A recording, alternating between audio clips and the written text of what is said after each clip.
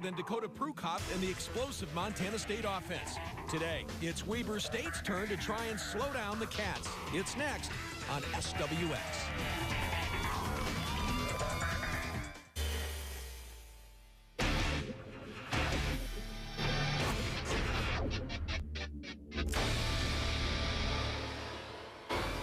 The Montana State Bobcats return to Bozeman for their first home game in October against the Weber State Wildcats. SWX football in high definition starts right now. From Bobcat Stadium in Bozeman, this is college football on SWX. This afternoon, the Bobcats of Montana State welcome in the Weber State Wildcats. Hi again, everyone. I'm Chris Byers along with Mike Callahan. And Mike, when you look at these two teams on paper, you think Montana State's got to be favored, but dig a little deeper with this Weber State team, and that 0-6 record is a little deceiving. They've played a very tough schedule, and they have been in every single contest.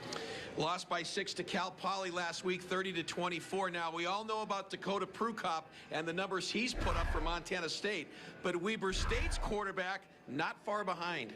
No, sophomore transfer Billy Green is 5th in the Big Sky Conference, coming in, throwing just under 250 a game, just behind Dakota Prukop, and he leads a very potent passing attack. And he figures to get some positive yards today and be able to move the football against Montana State. So while the Cats can score a lot of points, their one issue this year has been on the defensive side of the football. The Achilles heel has been passing defense. Only 3 teams in all of FCS come up and giving up more yards than the Bobcats. But one bright spot, senior Deontay Flowers has been the shutdown corner as anticipated, getting the pick 6 last week against UC Davis. Yeah, you don't see opposing quarterbacks throw a whole lot to that side when Deontay Flowers is on the field. Now let's join the third member of our broadcast team and go down on the field and say hello to Rob Jesselson. Thank you very much, Chris. It's now time for the keys of the game, and we'll start with Weber State. For the Wildcats, their running back, Zach Smith, is one of the best in the conference. Smith leads the conference, averaging nearly 7 yards per carry, and he's also second, averaging more than 100 yards per game. Next for the Wildcats is they need to limit their mistakes. WSU is one of the most penalized teams in the Big Sky, and they also rank near the bottom in turnover margin. Now for Montana State, the Bobcats need to start strong, and that's because Weber State has been outscored 64-7 in the first quarter this year, and the Bobcats know it's important to get out in front. Finally, the MSU offense has been hitting on all cylinders, and it all starts with the big men in the trenches. If the offensive line continues its recent dominance, look for another big game from Dakota Prukop and company. All right, so sit back, relax, and strap it down. It's the Bobcats and the Wildcats coming up next.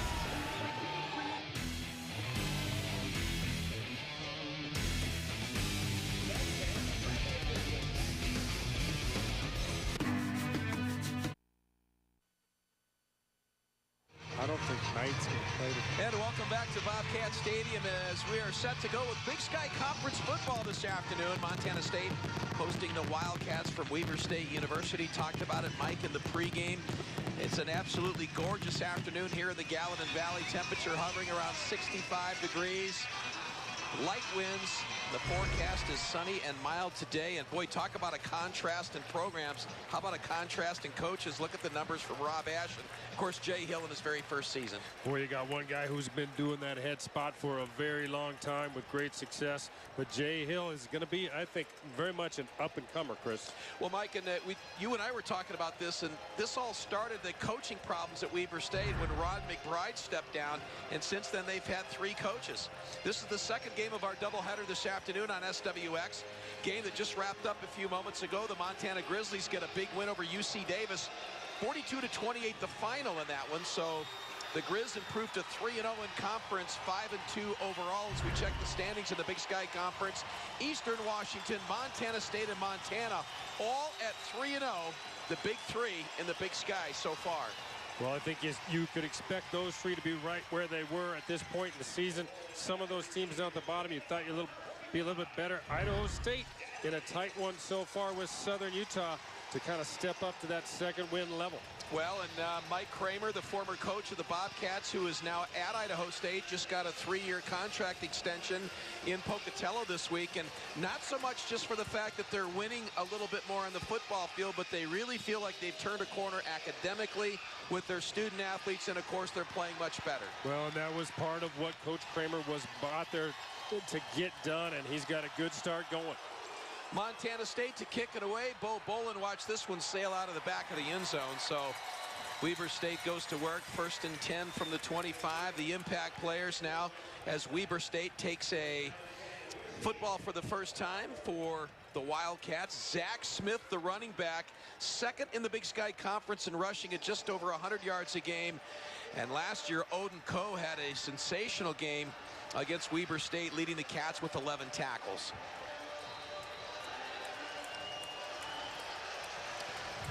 Billy Green opens at quarterback. Last week against the Mustangs, 16 of 23. 1 touchdown, 1 interception, the sophomore transfer from BYU. First play from scrimmage. And they give it to Bo Bolin, who slams up over the right side. And that's some good yardage after contact. Picks up 5, maybe 6 on the play, 2nd and 4. Boy, a different look coming out. You can't see it probably from our angle here with the run play inside, but Montana State secondary is rolled up in press coverage there, Chris, looking much more aggressive. As we've said, they struggled a little bit in the pass defense. It looks like they're going to take a much more aggressive approach to this ball game. 2nd and 5 from the 30. 3 receivers set to the left, empty backfield for Smith.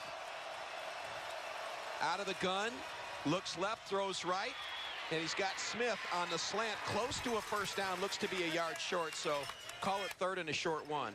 Singleton there, they just run a little underneath route, bring the outside receiver underneath. Singleton is the only backer left in the middle of the field, wraps him up, but not until they nearly move the chains. It's going to bring up a very short 3rd down situation for the Wildcat offense. Smith in this offense averaging nearly 248 yards in passing offense, so they have got some weapons. So 3rd and 1 from the 34.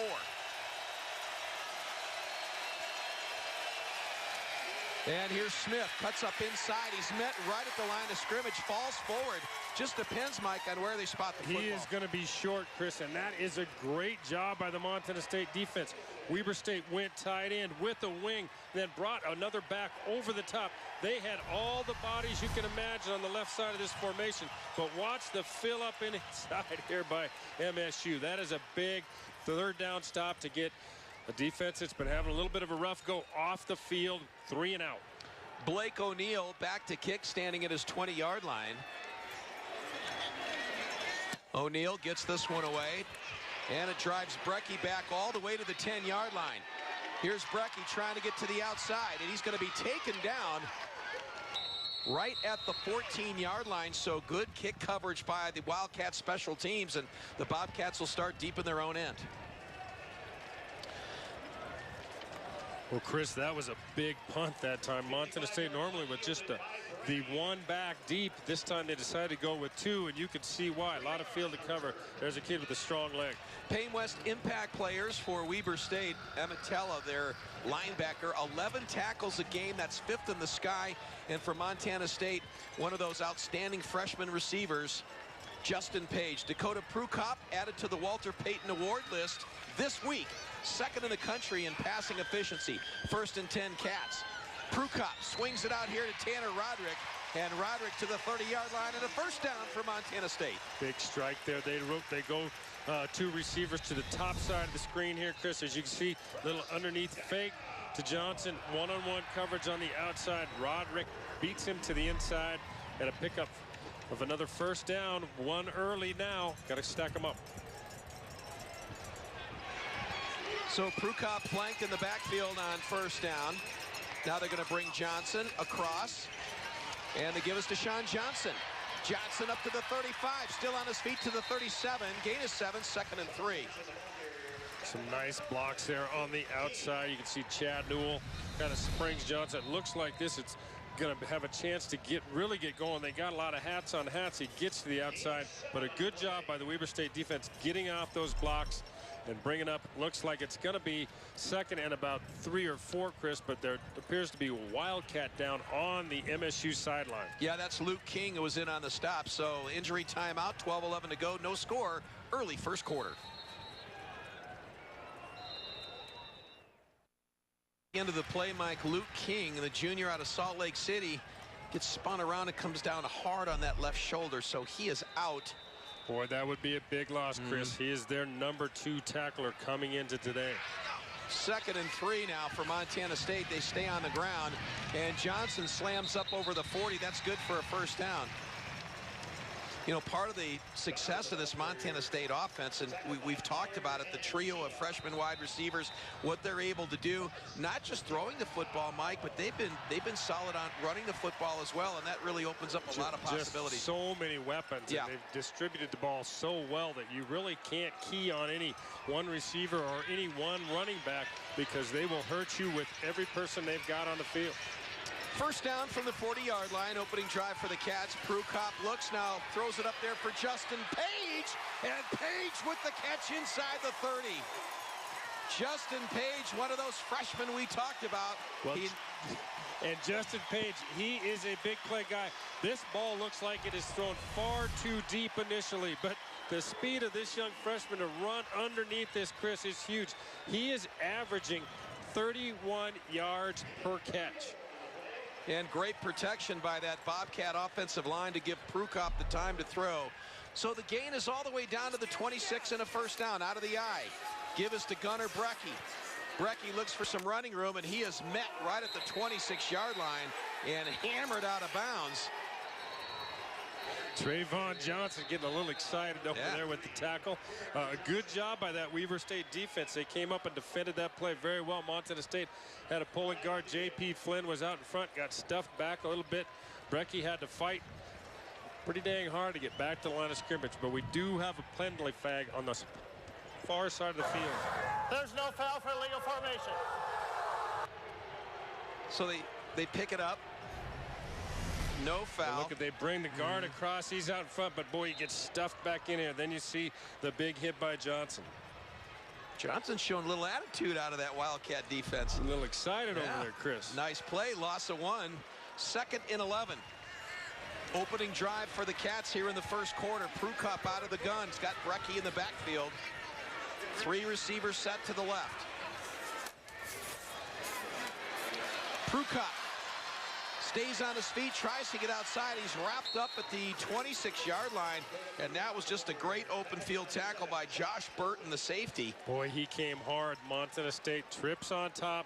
They're trying to run the defensive secondary off here and open it up for Prukop, but not going to happen this time, as the Wildcats do a good job of reading that play and coming up and shutting him down.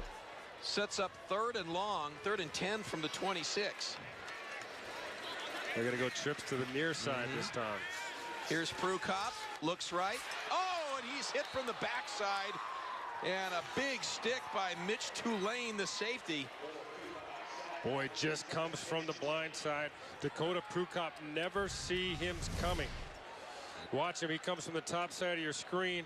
They've got a back on that side, but you just can't get that safety picked up. He got chipped a little bit by the tackle. I think that was T. Selanoa, but boy, that is a big play by Weber State to force Montana State into a field goal try. This is going to be a 50-yard attempt by Luke Daly from the 40-yard line. Daly gets a foot into it. He's got the distance, and it's no good. So Daly misses from 50 yards. The Weber State defense holds. Wildcats have the ball. Scoreless game when we come back.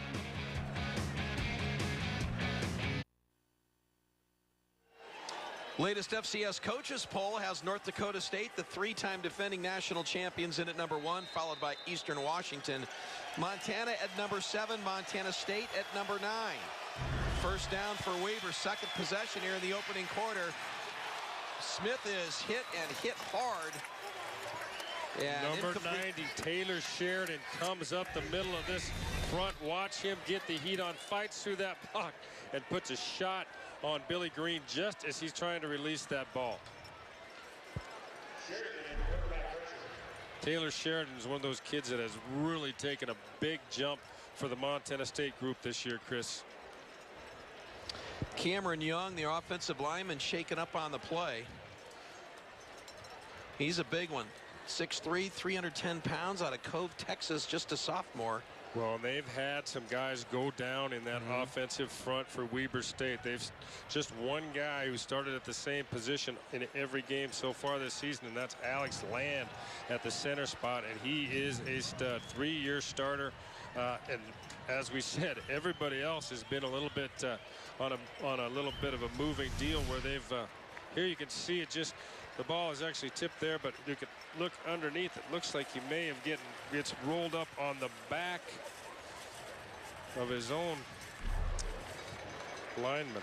So hopefully he is up and moving on his own. We'll see him later in the ball game. Able to come off the field on his own steam, so 2nd and 10 after the incomplete pass.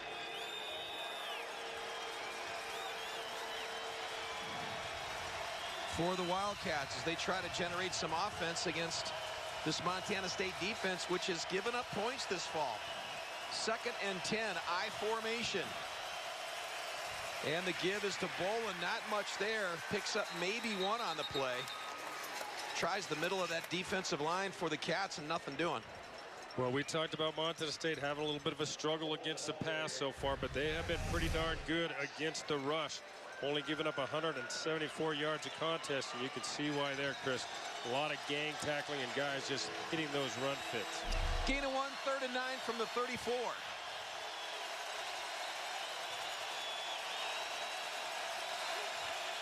Now Green shifts back out of the gun on 3rd down, empty backfield. Bobcats show blitz. Here they come. And Green is hit right as he throws. Incomplete pass will bring up 4th down. Great pressure straight up the middle by Montana State. A very aggressive approach this time by Montana State. They bring everything up the middle. They're manned up on the outside, and Green is forced to get rid of that one early. Here you see the pressure coming, and boy, there's a hole. I'd be throwing that ball away too, Chris, or running for my wife or my life. That was a good job. Montana State so far has shown that they're willing to go out and play man coverage on the outside against these Weber receivers. So O'Neal back to kick for the 2nd time here, and he'll stand right at his 20-yard line. Oh, and this is going to be a fake punt, and he has got all kinds of running room. This is a 1st down and more. O'Neal takes it all the way down to the 41 of Montana State.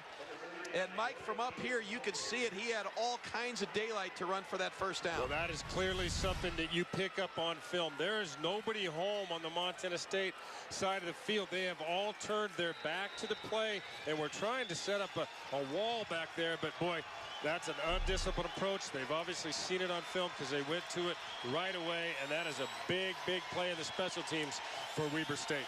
Would that be a call that he's allowed to make as a punter if he sees that formation? Well, I think they were going for that regardless, Chris, because they think that Montana State was going to run out. 1st down, Green rolling right. Still looking, batted down, incomplete pass. Singleton there to bat that thing down.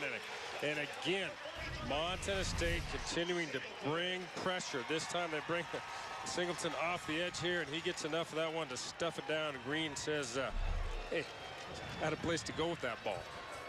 You know, he's been under pressure every time he's thrown the ball, and that time Singleton, boy, if he could have brought that one down, he had nothing but turf in front of him. But as it stands, an incomplete pass brings up 2nd and 10 from the 42.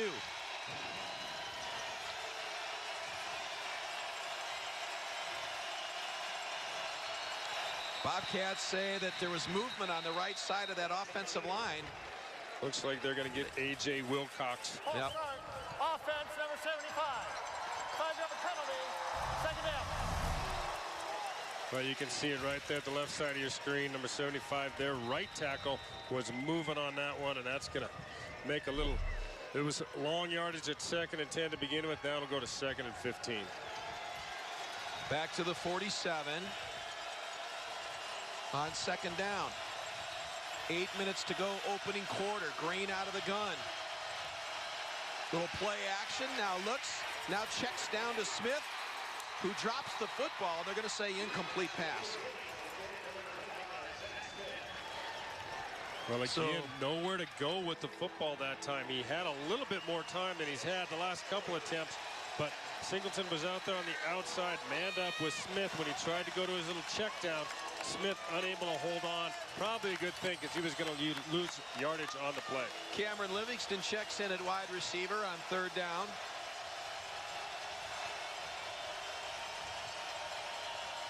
It's going to be a nickel look for Montana State. Here's Green. Looks left now, throws that little screen pass. That is caught. And Smith with a decent gain down to the 40-yard line, but well short of the 1st down. Going to mark it right around the 39. Well, this is what you do when you're starting to get pressures. You go to this screen package, try and slow those rushing linemen down, and it worked very well here as they picked up a big chunk, but it's still going to be 4th and 6 for the Wildcats as they will once again, for the 2nd time on this drive, bring on the punter. Well, and that's the danger, too, Mike, when you're playing a team like Weber that has yet to win this year. They're going to come with everything. This one's popped straight up in the air, but it looks like it'll carry into the end zone. So the touchback will give Montana State the football for the 2nd time. Well, you're right, Chris. When you're starting 0-6, you don't have a whole lot to lose at this point. You can go for it and try and make some plays and take some chances and hopefully get enough momentum to go out and get yourself a win. Well, you and I were out in California a couple of weeks ago when Montana State turned back Sacramento State, and we thought we saw one of the great performances of the year with Dakota Prukop, and then came last week. Just keeps topping himself so far this year. That offense has put up crazy numbers the last couple of weeks. Brecky goes in motion. Give us to Johnson. Johnson up over the 20 to the 23, gain of 3, 2nd and 7. We mentioned in the pregame that Prukop has been added to the Walter Payton watch list. Goes to the outstanding offensive player with good reason. I mean, you look at the numbers, especially over the last 3 games, and well, he's simply done what Montana State quarterbacks haven't done. He put over 300 throwing 2 weeks ago with 100 rushing. Hadn't been done before, and he followed it up with the same act. Johnson again, and this time he's got a 1st down. Johnson to the 40, up over the 50. Johnson to the 40-yard line, down inside the 35. Big run for Sean Johnson, 1st down, Montana State. There is a huge seam on the right side of there, and boy, Johnson gets up in there, and then he's off the races. Good angle pursuit here by Weber State. Kept that one from going to the house, but look at that hole he's got to cut through. The offensive line for Montana State has been outstanding. Prukop this time on the quarterback keeper, avoids 1 tackle. Prukop down to the 25. Couple of yards shy of a 1st down, and that time a great job of selling the run inside. And a little zone read by Prukop keeps the football and gets positive they're going yards. with a little pace. He read the outside, the end came down, so he held on, and then it was just a race. And did something I haven't seen him do much of, Chris. He actually slid and got down. Gain of 6, 2nd and 4, spotted the ball to 26. Cats on the march again. Prukop has Johnson in the backfield on 2nd down. The pitch is to Johnson. Tries to cut up inside, and that was just great contained on the outside by that Weber State defense. That was number 44, Emmett Tella, in on the stop. He is the true freshman linebacker that leads them in tackles, but watch him come in pursuit here. Great job. They set the edge, and Tella is there to make the stop. 3rd and 6 for Montana State. Really nice job sealing off that outside, and Johnson really with nowhere to go. So 3rd and 6 after the loss of 2 from the 28. 4 receiver set. Johnson in the backfield. Prukop fires out there, and that's complete, and that's a 1st down inside the 20-yard line. Mitch Herbert, one of those freshmen we talked about with the catch, and Mitch is just a freshman, but he's a pretty big target. Boy, he is, and he's so solid. Here you just see, first of all, very good top pocket here. Herbert just runs the defender off and sits down. Ball delivered. 1st down, Montana State. Freshman out of Eugene, Oregon. And he has been a good one so far. 14 for 175 come in, averaging over 12 yards a catch. That's not bad duty for a freshman. 1st and 10 from the 17. Prukop keeps it. Ducks up inside. He takes a whack inside the 10, falls forward. right at the first down marker. Looks like he might be about a half-yard short. Boy, he did take a shot. Number 92, watch Connor Myers come from the chase inside on the pursuit here and put a shot on Dakota Brewcup. That one's got to hurt tomorrow. Gain of 9, 2nd and 1, inside the 10 down to the 8-yard line. And you look at the Montana State offensive play selection, staying on the ground, trying to establish that running game early. Well, they're second in the conference in rushing, so you can see why they would want to stick with it. This time it's Brecky up the middle. Not enough, not a lot there, but he's going to be very close to the first down. Yeah, right at the 7-yard line. We'll see where they mark it, very close to a first down. You see it's just a good gang tackling as the DBs and backers converge. Offense number 8. 5-yard penalty. 2nd down. So illegal formation, 5-yard penalty negates the first down. Takes it back to the 14-yard line. And will now make it 2nd and 6. Montana State's got one tight end. Look like they're going to go 3 wide outs here. And put Salanoa, at least he will start on the right side of the formation. Brewcup keeps it. It's a foot race to the outside, and he wins that battle, taken down at the 10-yard line. And be a couple of yards short of the first down. Well, Chased out there in the open field. It was absolutely a foot race. He's on the outside, and he wins this battle to a degree, and then he's got secondary help came up. That was number 29 on the stop, Florence. So that leaves 3rd and 3 from the 10-yard line. Brewcup rolls, looks right. Now feeling pressure, and he's going to be taken down all the way back to the 25-yard line. Great play by Felix Woods, the linebacker. Well, they tried to fool him here, Chris, with the run fake inside, and then they snuck 2 receivers out to this right. But Felix Woods was coming all the way on that one and makes a big stop to force another field goal try. So far in the red zone, Weber has really stepped it up. Spot of the ball will be at the 30 from the right hash. A 40-yard field goal attempt by Luke Daly. Kick on its way. He's got plenty of leg. And this one is no good. So Daly has missed twice, this time from 40 yards. And again, Weber State turns away Montana State. We're scoreless late in the first. Hi, I'm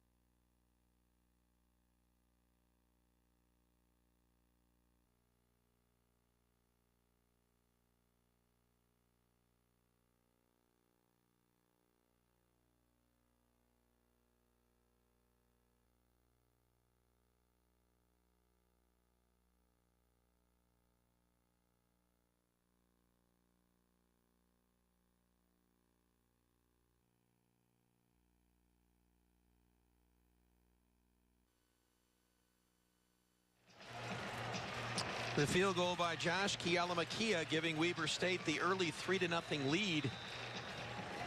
So far, both defenses really dominating this game, but the Wildcats able to benefit from a costly penalty, and it leads to points.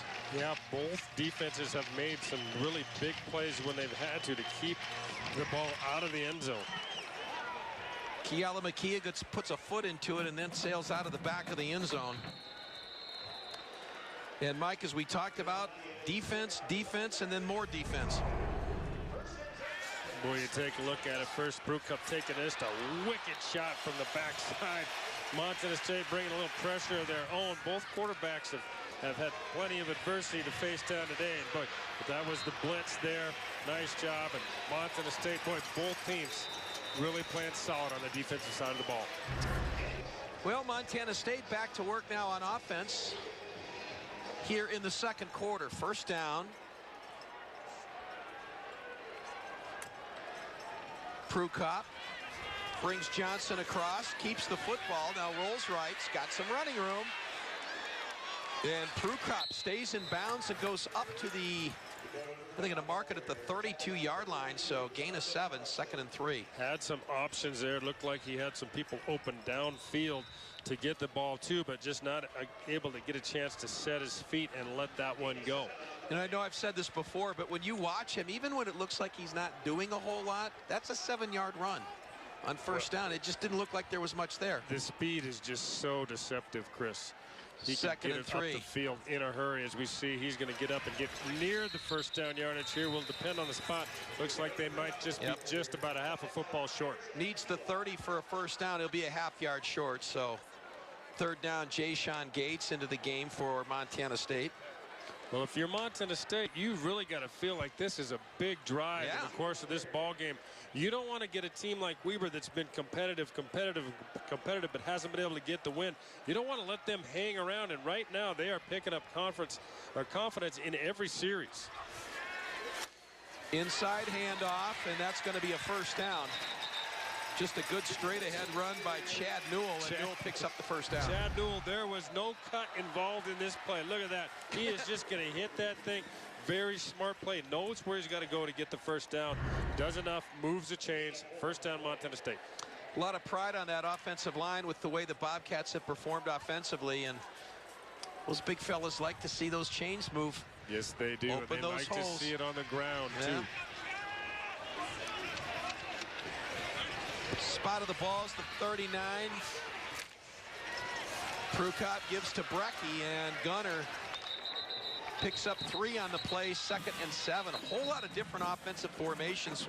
They're bringing guys in motion and then play action, inside handoffs, and it's almost like a chess match for the defense where the football's going. Well, you've got to be so sound defensively against this group, and what you've really got to do is be disciplined in your approach, because you can't overload, as we talked about earlier.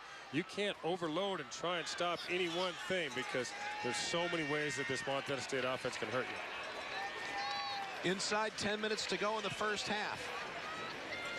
Bobcat brings Gunner around. Now play action. Throws down the middle. Got a man wide open at the 30-yard line. That's Herbert. And Mitch Herbert takes it all the way down to the 18 and a first down for Montana State. This kid is making a name for himself at Montana State. A true freshman. Just does a nice job of getting open. He's always got separation at the time of the throw. None bigger than the catch he made at Sac State to salt that one away from Montana State.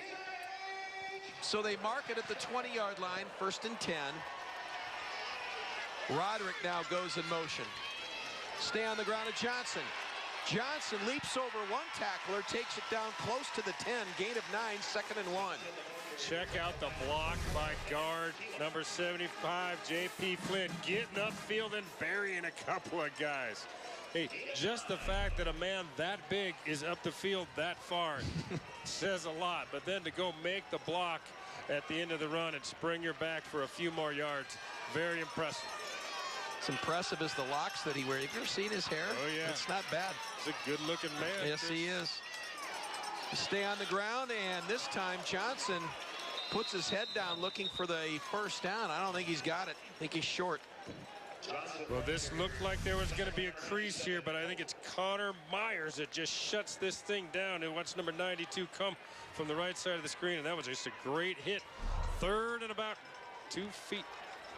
Quinn McQuarrie, backup quarterback, now split to the left on 3rd and short. Ball at the 11. And I wonder if this is Chad Newell territory again. Yep, it is, and that's a first down. Newell stretches for the end zone. They'll mark him a yard short. Really wasn't rocket science what they were going to do there. No, this is not. We're not going to surprise you, but we're going to come at you and challenge you. And again, credit that offensive line, because that was a big crease over the right side of that formation.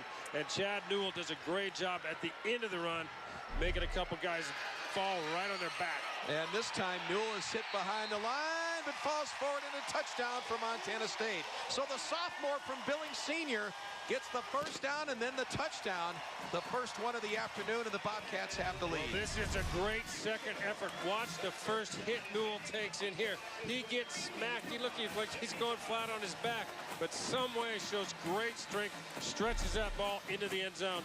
Montana State on the board for the first time this afternoon.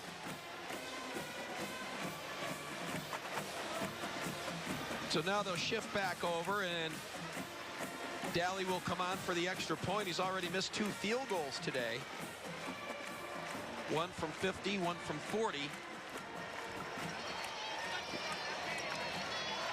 Extra point is up and through. 7:23 to go in the first half. Montana State takes the lead over Weber 7-3. Stone Mountain Leather Furniture has decided to remodel. Scoring drive for Montana State, 9 plays, 75 yards, 1-yard touchdown run by Chad Newell, as Montana State has the lead for the first time today. Good, long, impressive scoring drive there, Mike, and finally getting that offense moving here. Well, they've been able to move it. They just haven't been able to get it into the end zone. You know, they're up near 200 yards in total offense, but for the first time today, they're able to finish the drive.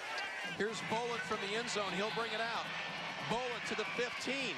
Cut down. Nice open field tackle as he stopped inside the 20-yard line. That was Robert Marshall, right? Robert Marshall is so solid. Montana State, lots of starters in that kicking game.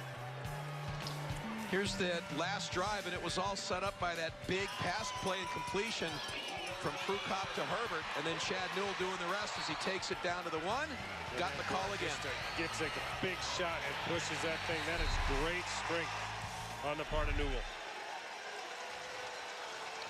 So the Wildcats will start this drive from the 18-yard line.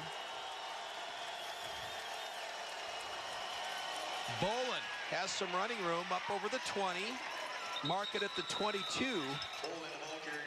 Gain of 4, 2nd and 6. A little bit surprised at the number of carries that Bolin's gotten today, because Smith was really their #1 rusher coming in at over 100 yards a game. Yeah, Bolin only 23 carries for 103 yards coming into this afternoon. He was their guy 3 years ago when we were down there, Chris, and as a true freshman, boy, but I'll tell you what, you talk about the strength of Newell, that Bolin is a bull as well. 2nd and 6 from the 22. Green swings it out there incomplete, but a great open field tackle by Deontay Flowers. Picks up maybe 1 on the play, sets up 3rd down. Well, they tried to run this. They had a blocker on Flowers. Watch, the blocker will peel off Flowers. He'll step to the inside, and then Flowers just steps up, makes the stop in the open field. So Quijano picks up 1 on the play, 3rd and 5 from the 23. Weber State just 1 of 6 on 3rd down today. Green's got a 5-receiver set, 3 split to the left. Bobcats show blitz. Here they come. Pass is complete and a first down up over the 30-yard line. So Green did a great job of reading the blitz, threw it out there to Bolin, and picks up a first down. To get the ball off early here, which you have to. He's got nobody in the back to pick anybody up. Gets the ball out early. Garcia is a little bit off balance when he makes a catch, and he's able to turn that thing up for the first down. I think that was Quijano on the catch. So first down as the gain is to the 34. And I think a big completion there, Mike, for this Weber State offense. They need to get something going as well.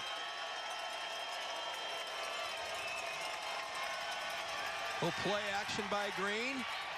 He's going to air this one out. Kahana with the catch at the 45-yard line. Takes it down to the 42 and another first down. Well, they showed it. What looked to be a running formation came out with play action. And Keaton is paired up down here on the bottom of our screen, but this is just a drag all the way across. Keaton behind him. The ball's thrown perfectly. Weber State once again into Montana State territory. Quijano, their leading receiver, coming into this game with 47 catches. And he has been big here in the second quarter. So first down from the 44. Inside handoff to Bolin. Spins forward for maybe 2 on the play. Singleton came up and just... Helmet of the ball carrier came off. Must leave for 1 play. Well, Bolin's going to come out. Singleton on the stop that time. You could see they checked off that Montana State defense. Again, film study paid off. They saw from the very beginning what that play was going to be, Chris. Singleton with a nice stop. Give him 1, 2nd and 9. Smith will come in. We got, looks like Cameron Young has returned at that right tackle spot for Weber. Weber State, their first of the half. And Weber State will use a timeout with 4:32 to go here in the second quarter. And they'll talk this over, trailing by 4. 2nd and 9 from the 43 for Weber State. Kellen Copeland in the backfield.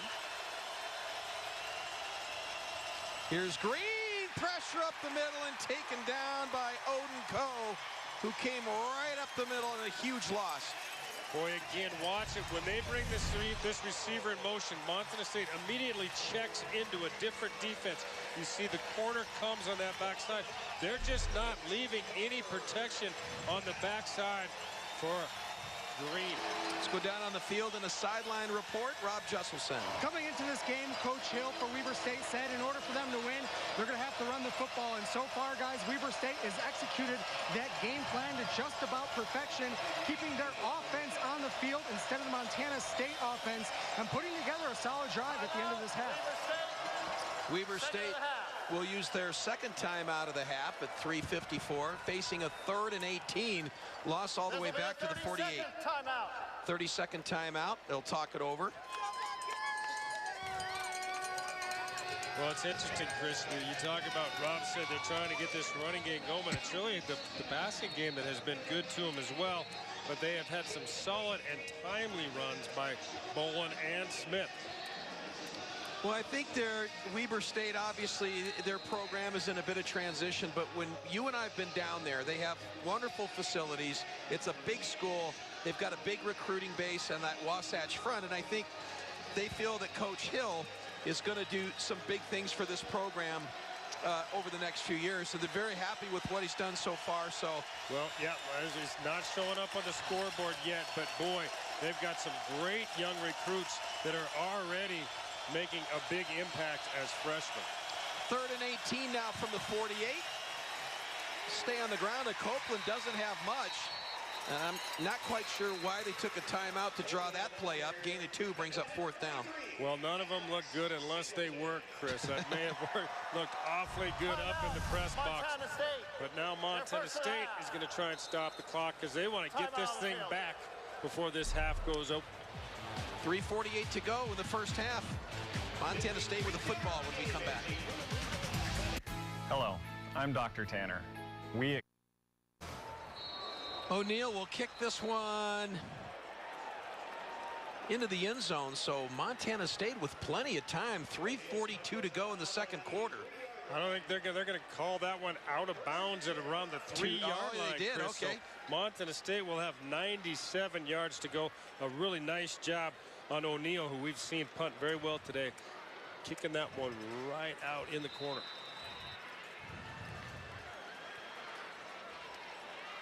So they do mark the ball inside the 5 to the 3-yard line. So Montana State 97 yards away with 3:42 to go. Prukop will stand in his end zone. Out of the gun. He keeps the football, ducks outside, but now brought down at the 5-yard line. And again, a nice open field tackle there for Weber State. Let's go down on the field and join Rob Jesselson. Yeah, guys, we saw that nice punt by Weber State punter Blake O'Neill. Interesting story about him. He's actually from Melbourne, Australia, and this season is his first time playing American-style football. Kind of an interesting guy. Thanks, Rob. Well, he's certainly catching on rather quickly with that last I think punt, he's right? getting her figured out, Chris. Gain of 3, 2nd and 7 from the 6. Cats looking for a little operating room. Prukop now intended for Herbert. That's incomplete. Good pressure that time straight up the middle by that Weber State defensive line. Montana State for the first time in a while had pressure really all the way across the board. Weber State moves the line of scrimmage backwards, and this ball I believe is tipped actually at the line of scrimmage. Yeah, you can see, yeah, it is. The number on that, I think that was Dustin Martin that got a big paw on that. 6'3", 263-pound senior. Wow, I can't believe you saw that from up here. Eagle eyes. Well, you know, big contact lenses. 3rd and 7. Prukop. Little swing pass to Johnson. Try to get him open. And Johnson falls forward, and I think he's got the first down. That was a great second effort. It looked like on the initial hit, he was going to be short by a couple of yards. Well, Sean Johnson is thought of as the shifty, more speed back. But watch the effort at the end of this run, because he's, first of all, it's great awareness to know where he's got to be, but he throws his shoulder down and fights through and gets just enough to move the chains. 1st and 10 from the 14. Prukop, all kinds of time. Now swings it out here to Mitch Greibel, who makes his first catch of the afternoon. And Greibel up to the 20-yard line, gain of 6, 2nd and 4. Interesting play. They had the motion in the backfield. We're trying to get that ball up the field to Quinn McQuarrie on the outside, but he's covered. You can watch Prukop just checks down, and Greibel does a nice job of picking a few up. 2nd and a manageable 4. 28th reception on the season for Greibel. That's tops on the team, his first one today. 2nd and 4 from the 20. And Newell, good hard running up over the 30 and a first down for Montana State. Well, Montana State starts this drive in their own, nearly their own end zone on the 3-yard line, and now has moved the ball up, running the ball effectively. Let's see if in these closing 2 minutes, if they take some shots down the field. First down from the 31. 3 receivers split to the right. Prukop, plenty of time, throws across the middle and incomplete. Intended for Greibel right at midfield. Boy, he had his man. It almost looked like Prukop may have tried to look off that secondary just a little bit too long, Chris, and by the time he got back to Greibel, just unable to get the ball delivered. Incomplete pass brings up 2nd down. Montana State still with 2 timeouts remaining here in the first half. Little stack formation down here to the left. Prukop looks out here to his right, and that is incomplete, and that's going to be pass interference. They're going to get Cordero Dixon on that one. Montana State does that, Chris. We saw when they brought the trips to the bottom, they were going up to the single coverage up top, and probably a good play by Dixon to take the penalty, give up the yards, because he was going to get beat Ball deep. replaced at the spot of the foul, automatic, first down. So it's a spot foul, first down for Montana State. Moves the ball up to the 43. Yeah, they had Herbert locked up there in single coverage, and I think you're right. I think if he doesn't haul him down, that might be disaster. Here we go again. It's a similar formation, but this time it's Quinn McQuarrie up on top in solo coverage. Let's see if they give him a look. Now this time Prukop looks to his left. And this is, well, is this a fumble or an incomplete pass? Weber State falls on it. And Weber State has it. So they say Prukop fumbles the football, and the Wildcats here late in the first half. Well, he did it. The first look, you couldn't see the hand on the ball, but it was, Dustin Martin getting in just a piece of this. Boy, a good effort coming hard from the outside, and that's a big play. Boys, now you're looking at 1:33 to go. Weber's got to feel like they've got a chance to get some more points on the board before this half comes to a close. Absolutely. They have it at the 37, first down. They have one timeout remaining, but they don't need much to get in field goal range. 4 receivers for Green. Green, straight drop, feels pressure, throws left, and that ball is incomplete. Well, you said feels pressure, Chris. Odin Cole, he felt Odin Cole because he takes a lick when he lets that. Watch Cole come from the outside, and he just puts him flat on his back. Still delivered the ball, though. It was a valiant effort on the part of Green. Receiver unable to hold on. Drew Batchelor was the receiver, intended receiver, who dropped the football. So incomplete pass brings up 2nd and 10 from the 38.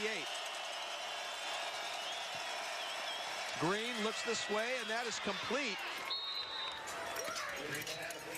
And once again, Quijano with the catch down to the 29-yard line. This will bring up 3rd and 1. Weber State, you've got to like that matchup when you get your #1 receiver, Quijano, matched up with a linebacker. And now the Bobcats again signaling a false start. False start. Offense, number 75. 5-yard penalty. Wow, that's big, yeah. We had mentioned that Young had gone back in. Now has been replaced again by A.J. Wilcox. And this is a young man who's getting tired of hearing his number called. But you can see it. Number 75 on the outside. The right side of the formation is moving. And that's where that crowd noise makes a difference, too. Down to the 34-yard line, 3rd down. Green fires out here, and that is caught inside the 20-yard line. Drew Batchelor with the catch and a 1st down. Well, Batchelor just paired up with Bryson Keaton on the outside. They bring pressure, both backers up the middle. Keaton is beat, makes a pretty good effort to get back to that. At least made the tackle to stop the touchdown, but a big play for Weber State. Gain is down to the 18, 1st down. Here's Green, looks right. Now pulls it down, and he's taken down back at the 23-yard line. It's going to be Odin Coe again. This time I think he's going to get there and meet the other end. Zach Hutchins from the outside had shown, hey, I'll meet you at the quarterback deal, and they certainly made a big play that time for Montana State. Will force Weber into the timeout, Chris, but still plenty of time to get things done with 27 seconds left. That was their final time out of the half. They're looking at 2nd and 10 from the 23. Well within field goal range right now. And you can certainly, with the clock, even without the timeouts, you can take a couple of shots at the end zone or even throw the ball to the outside of the field. More than enough time to cover the yardage they need to, but they've got to get by those Montana State defenders. So the Wildcats trying to capitalize on the fumble by Dakota Prukop. Put some points on the board here before the half.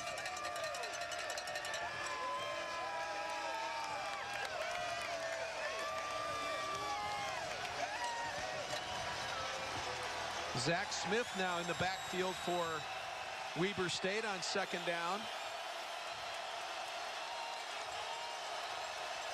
Bobcats show blitz off the corner, and now flags come flying in again.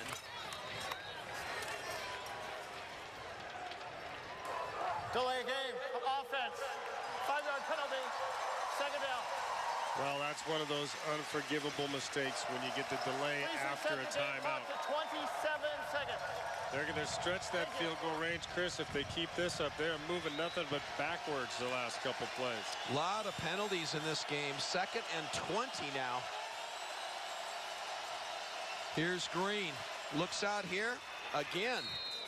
Goes to Quijano. That's the same play we saw a few plays ago. We talked about the matchup. When you get Shaden Quijano, your leading receiver, matched up on a linebacker in Singleton, you're going to like that matchup. But Singleton has done a nice job of using the sideline and forcing him out. 3rd and 12 from the 20. Green out of the gun. Looks.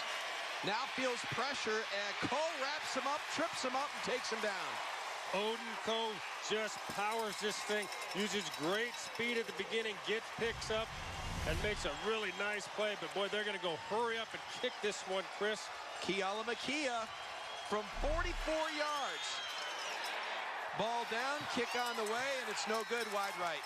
Well, that's one of those things you might outsmart yourself a little bit. They tried to go speed because the clock was running out to get the kick off.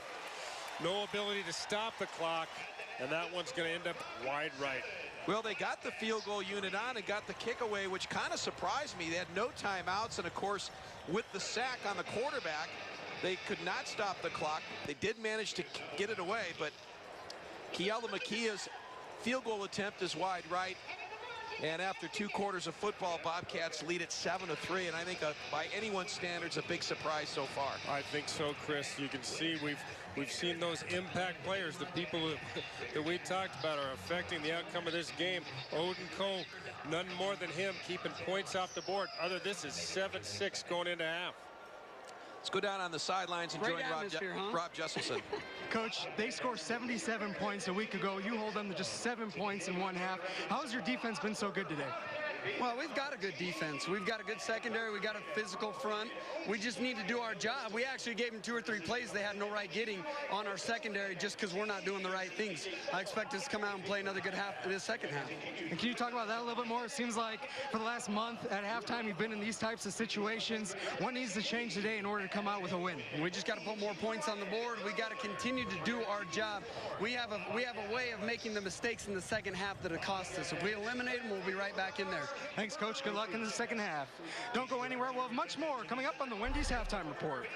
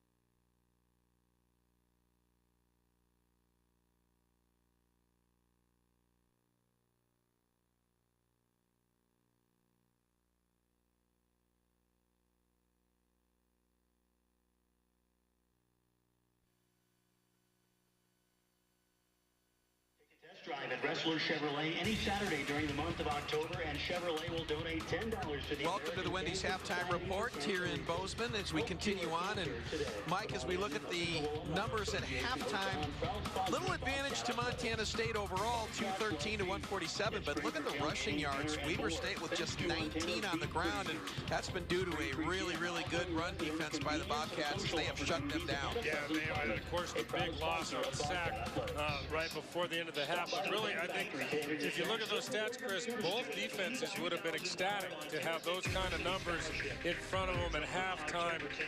Obviously, a different game than what I think most people anticipated. Time of possession almost dead even, slight edge to Montana State. So, you know, when you look at the team's numbers going in and Montana State's prolific offense and Weber State giving up a lot of points, obviously they did their work in the film room this week, and you could tell from Jay Hill's comments to Rob that he's really happy with what they've been able to accomplish here in the first half. And I think he feels like we've been close in every game this year. We're close in this one. So they've set the table for a chance to take this one down to late in the fourth quarter. Well, one big thing that they have done that they have not been able to do in their other games is they have not turned the ball over. They come into this game minus 10 in the turnover margin, but so far clean in this first half. You're right. That has been a big problem. Minus 10, as you said, on the year. So stay with us. The Wendy's Halftime Report continues on here in Bozeman.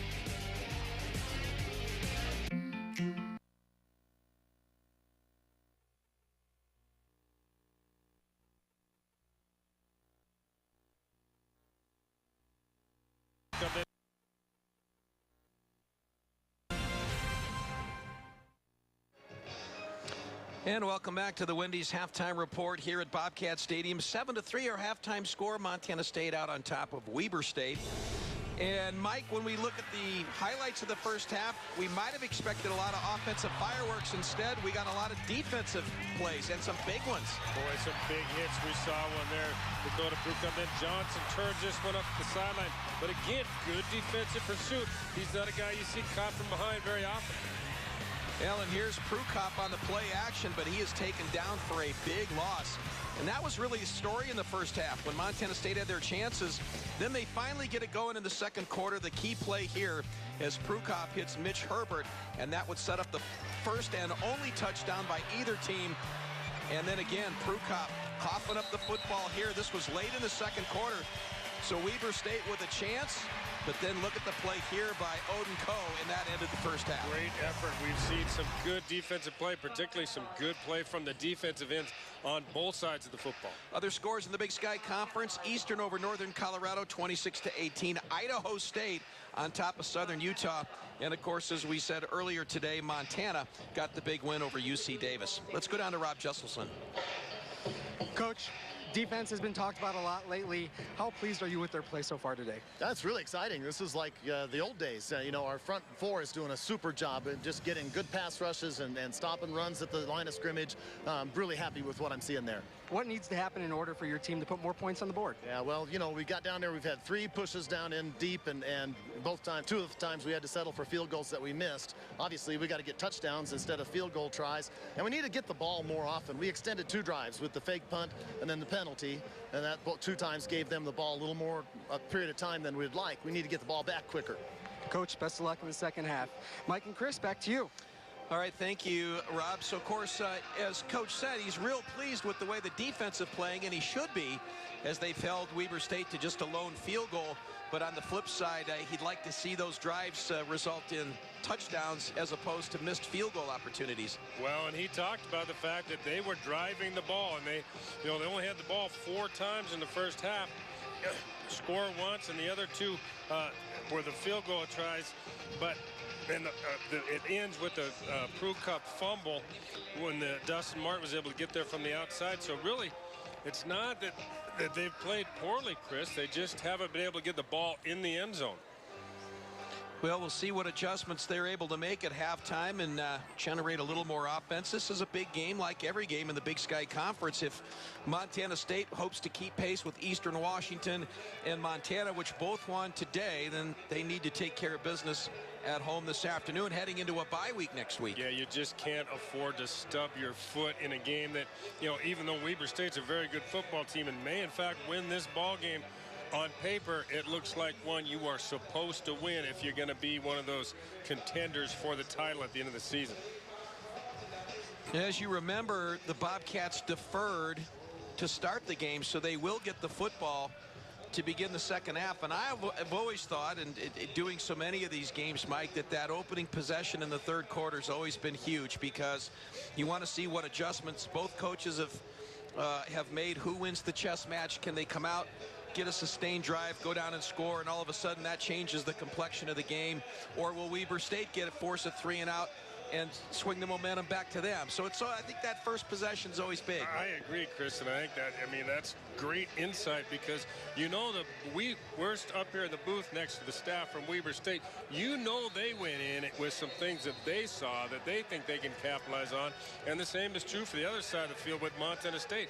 So they're going to come out and try and take advantage of what they thought they saw in the first half. So maybe that's changed now too, because that other locker room has made their adjustments. So it will be interesting, always is, when they come out for the second half. And one thing I really like is you look down on this Weber State sideline, the guys are jumping around, the coaches are laughing, smiling, a lot of back patting going on. And you know, it's hard to keep a team when you're 0-6. Let's face it, there's going to be a lot of, hey, let's just give up the season, but you don't see any of that today. No, not at all, and I credit that straight to their coach, Jay Hill, because that is a big part of the job when you come into a program and you're the coach that is supposed to turn things around. And it's a very, very difficult thing to maintain, is that attitude and set that ability for your team to play with that kind of confidence that, hey, we are never out of it. Josh Kiala-Makia will kick it away for Weber State to start the second half. Gunnar Brecky and Sean Johnson back to receive as we're just about set to go here in the third quarter, with the Bobcats on top 7-3. Kiala-Makia gets a foot into it, and this will be driven back to the end zone. Johnson takes a knee, and Montana State with the football to begin the second half. A little breeze coming that way behind Weber State right now. We've seen none of those balls have been returned that way, but the wind could be a factor as we go to close out the second half, Chris, because whoever's got the ball going into that wind is going to struggle a little bit. You played, of course, on the other side of the football at linebacker, but if you were on that Montana State coaching staff, what would you be doing here in this opening possession? Well, I think I'm going to try and get the ball, mix it up as they have been. You can see they've got two running backs behind there. I think it's going to have to be a combination, equal rush and pass. Prukop, this is a run all the way, and Prukop is going to be met and taken down behind the line of scrimmage. Emmett Tella, and now a flag comes in. Well, disappointing, because Emmett Tella is a very impressive. Personal foul, late hit. Defense number 53. 15-yard penalty, automatic. First down. Crazy, Chris, this play looks like it is set up perfectly, and it was well schemed. What you can't scheme for is the speed of number 44, Emmett Tella. Watch him fly into your picture. He gets up through the block, makes a great play, and unfortunately he's got a teammate that does something silly at the end, and it cost him. So the ball up to the 38-yard line and a first down. Johnson loses one, 2nd and 11. Dustin Martin is doing a good job on the outside. He got just enough of Johnson to slow him up and allow his teammates to come up and fill that one up. Loss of one, 2nd and 11 from the 37. Valenzuela in there at the linebacker spot in a backup role. Weber State did already lose Luke King. Looks like he's not going to be back. Prukop on the pitch to Johnson, and he's got running room. Johnson to the 30. Johnson to the 20, 15, down to the 10, 5, touchdown, Montana State. Wow, what a play. 63 yards coach. We saw the beginnings of this play in the first half. They get out in pitch relationship. Watch Johnson just sneaks behind. It's almost your typical option look. And this is a foot race. He beats the first man, and then he just splits these guys at the end zone. 63 yards later, Montana State on the board quickly to start the second half. That's the way you want to start the second half. Dally on for the extra point. It's good. 13:57 to go, third quarter. Bobcats up the lead to 14-3.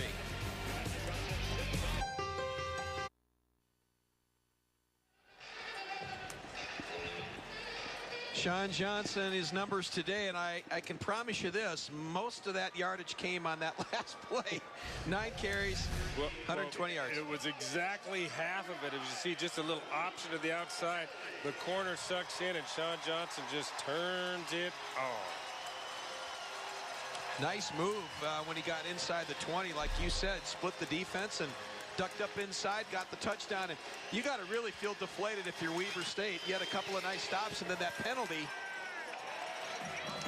As this is Daly's kick out of the back of the end zone. Well, I tell you, Luke Daly just continues to impress me as a freshman player. I talked about the wind being a real big factor. It was in his face. He's unfazed, kicks that thing into the wind, out the back of the end zone. Had a tough day so far today with those couple of missed field goals. Now Weber State's going to have to try to dial up their offense, trailing 14-3 here early in the third quarter.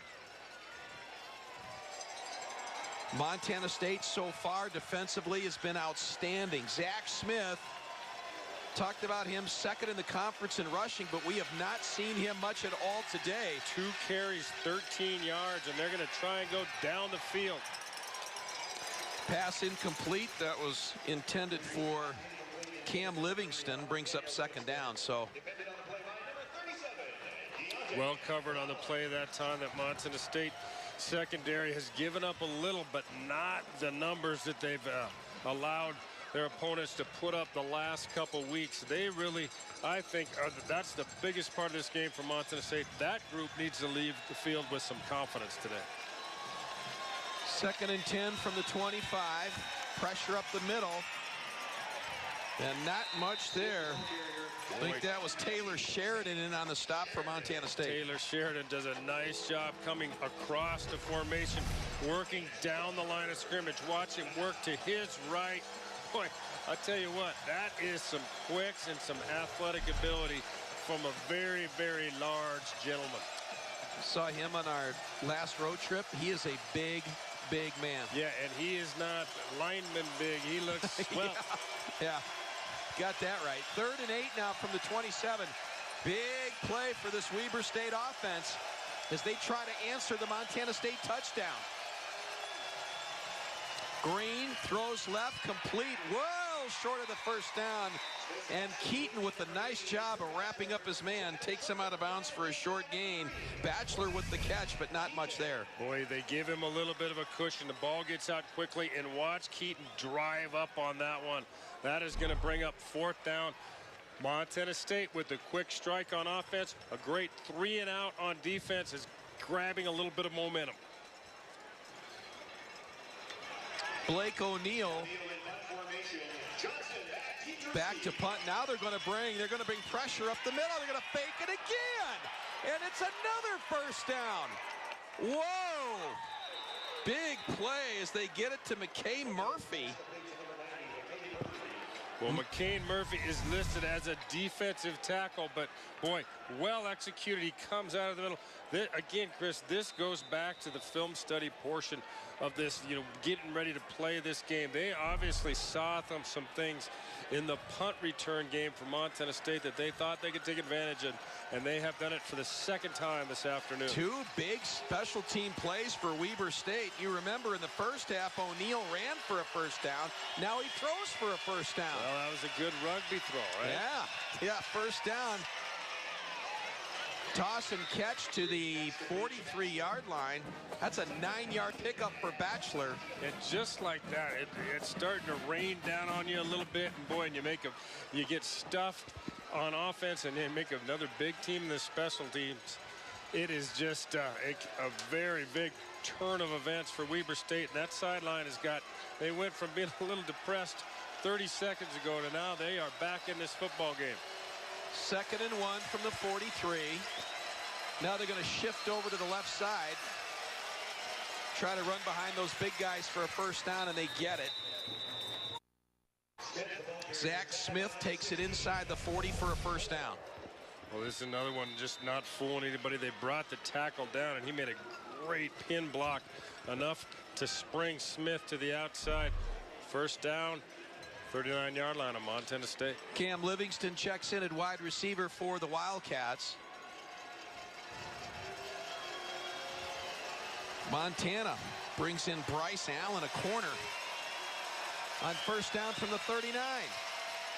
Smith wrapped up and taken down right at the line of scrimmage, falls forward for 1. 2nd and 9. Several defenders there for Montana State, but it looks like it's Taylor Dees, number 47, who's at the bottom of this pile. Watch as Smith goes out, kind of a little bit of a cutback. Marshall's there, Dees there, Coe's there. That's good gang tackling. See the captain now, Moyakiola, coming from the middle to help out as well. Picks up 1, 2nd and 9. Weber State trying to capitalize on that 4th down conversion. Deep pitch to King, tripped up behind the line of scrimmage. Keaton and Singleton. They're going to mark him down. The ball comes out, but it doesn't. Yeah, the linesman is going to point that ball was down before it came loose. But watch the push. Singleton comes up. Keaton on the outside. They have been attacking that edge all afternoon. So loss of 1. 3rd and 10. As we take another look at that last one, let's see when this ball starts to come out. Boy, it looks like it came out a little bit early. Montana State probably lost a break there. 3rd down, crowd on their feet. Green out of the gun. He's got a 5-receiver set. Bobcats show blitz. Here they come up the middle. Incomplete pass. And Odin Coe absolutely leveled Look at the pressure again by Odin Coe off the outside. Again, no backs in to help chip on that defensive end. And he is in the face of Billy Green for not the first time this afternoon.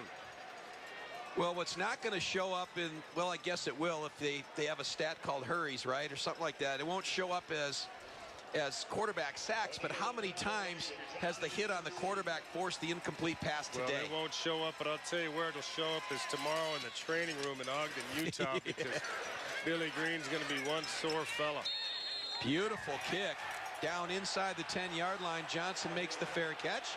9:21 to go in the 3rd.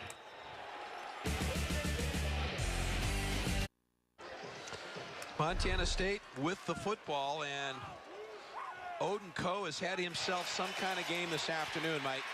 He sure has. He has just been in the face of the quarterback. Great, gets the sack there, and here, boy, puts another lick on Billy Green. 3 tackles, 2.5 sacks. Well, that'll add to, he had 3.5, the leading sack guy for Montana State coming in, so that'll up his numbers, and he's probably not done. Prukop swings it out to Brecky. And Gunner takes it to the 15-yard line. Gain of 6, 2nd and 4. I like the play call. Pretty aggressive, really, when you think about it. On your own 9-yard line to throw that little swing pass, you know, expose that being, if it's not executed properly, it can be a lateral, and you put it on the deck there near your own end zone. So this group is obviously very confident and starting to get rolling. 2nd and 3. Run it up inside. Here's Brecky. He's got some running room. And Brecky all the way to the 30-yard line. Took contact, Mike, right at the line of scrimmage, but somehow squirts through it and gets a big play. Well, a true sophomore who's made an impact as a freshman, and again this year is all over the field. Very effective. Is 7th in the Big Sky in all-purpose yards with over 108 yards per game, and he's working that number again this afternoon. First down gain to the 31. They stay on the ground. It's Brecky again. Brecky picks up 2, 2nd and 8. Down to the sidelines, and Rob Jesselson. Hey guys, this is of course the Cap on Cancer game, but this home game has a little bit more meaning to left guard J.P. Flynn. That's because Flynn's mother, Ruth, is a breast cancer survivor. She beat it about 10 years ago and is a daily inspiration to J.P., having seen what she went through and the battles that she had to go through day in and day out. J.P.'s true hero. Thank you, Rob. 2nd and 7 from the 34. This time Prukop keeps it. And Prukop is going to be wrapped up and taken down by a familiar number. We're going to call his name again, Emmett Tella, with a nice open field tackle. You mentioned earlier that Prukop was added to the Peyton list. Emmett Tella, number 44, is on the Rice list as one of the outstanding freshmen in the FCS division. And boy, you can see why, Chris. He has lived up to his billing today. And just a pleasure to watch if you like defensive football. Brings up 3rd and long, 3rd and 7 from the 34. Prukop's got 4 receivers. Looks across the middle, now pulls it down, and Prukop is going to have a first down to the 45-yard line. He had all kinds of time to throw the football, couldn't find anybody. Dakota Prukop does not have the numbers he's been putting up, but this is just a smart play. Sees that there's nobody open, tucks the ball, protects it with 2 hands until he clears, gets out of bounds. First down, Montana State. Gain is up to the 46 and a first down. 7 minutes to go, 3rd quarter. Quinn McQuarrie comes in for Montana State. Split him out wide to the left. Johnson in the backfield. And Johnson gets the call up over midfield to the 49. Gain of 5, 2nd and 5.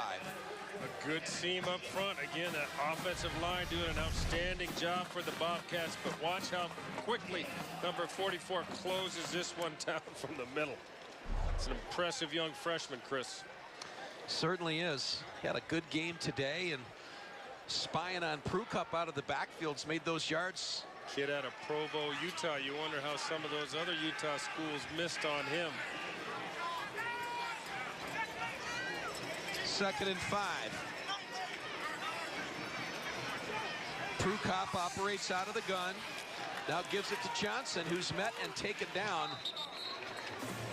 Picks up 2 more on the play, so it's going to be 3rd and 3. There's good defensive speed on this Weber State team because that hole is big, but watch how fast it closes down. Those guys are doing a good job keeping their shoulders square to the line of scrimmage, being able to react to the ball carrier and make a good solid stop. 134 yards on 11 carries and a touchdown for Johnson today. He comes out on 3rd and 2. Chad Newell in the backfield. Now they swing Roderick across. Prukop will keep. And Dakota tucks it up inside for a first down. The gain is to the 42. Well, for the 2nd time in this drive, we've seen the heads-up quarterback take the ball on his own and realize just what he had to get for the first down. Able to pick up those big key 3rd downs and keep Montana State on the field, give that defense a rest, and burn some clock. Well, this is exactly what you want to have happen for Montana State. A long, sustained drive here in the 3rd quarter. Prukop just 21 yards rushing. Now he goes play action, deep drop. Now fires out here to the right side, and this one's going to be intercepted at the 22-yard line. Great play by number 37, Mitch Tulane. And Tulane just jumps in front of the pass and gets the interception. Well, the coverage was there. I'm not sure if Prukop felt that pressure from the edge here, but boy, he threw that one off his back foot. Didn't get as much on it as he needed to, but again, good coverage by Weber State. They had defenders underneath as well as on top. So we talked about their -10 and the turnover margin coming into this game, and today they're +2. So the Wildcats get the football back, trailing 14-3 with 4:53 to go in the 3rd. Here's Green, and Green throws it out there complete to Kahana at the 40-yard line. What a great catch. Boy, that was a tremendous catch.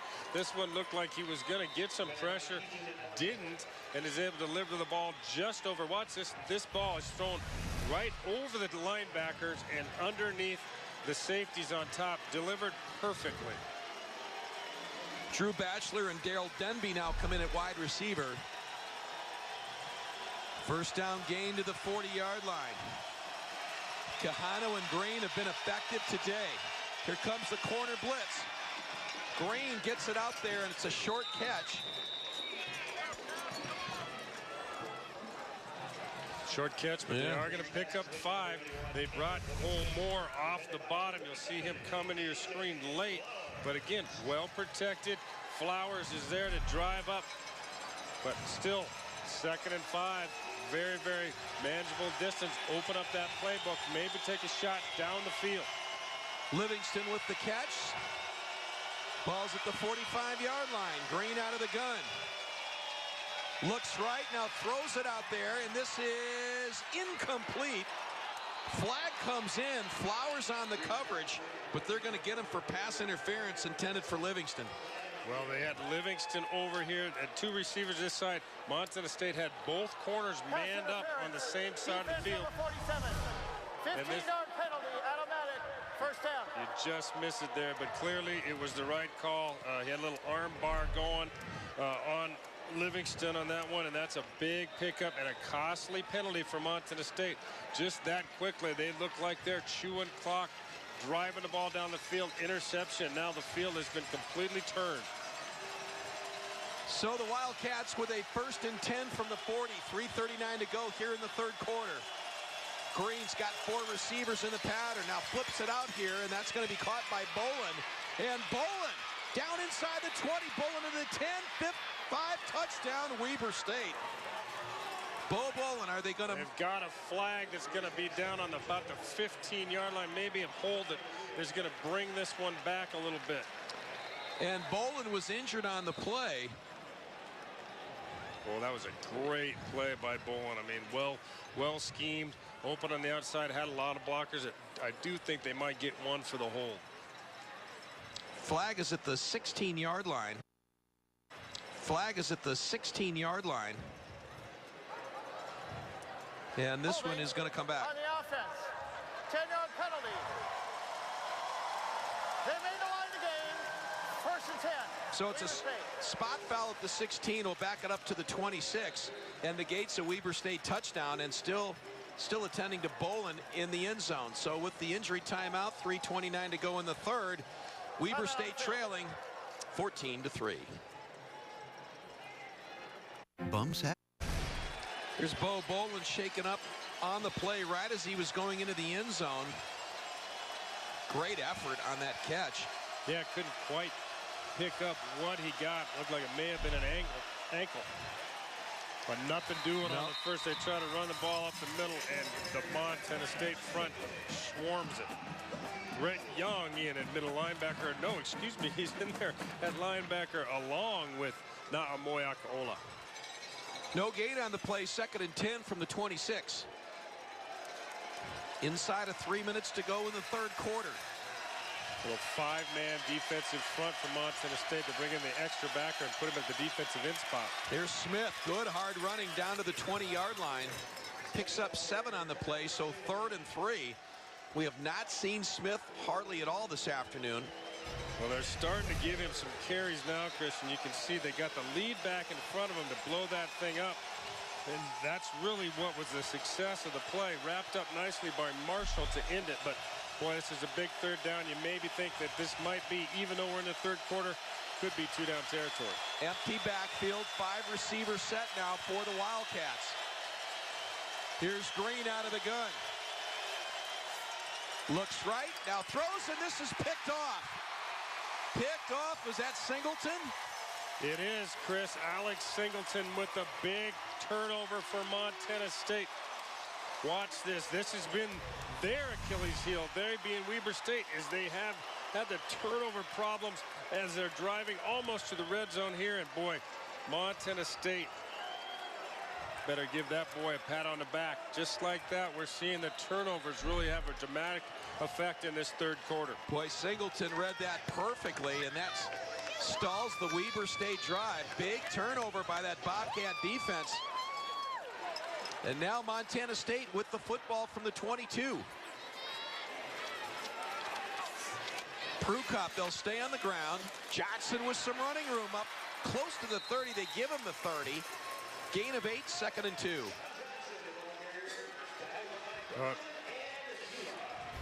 You can see this, just a nice crease opens up, and boy, he's got a great burst up the seam there, and then a nice job defensively as well.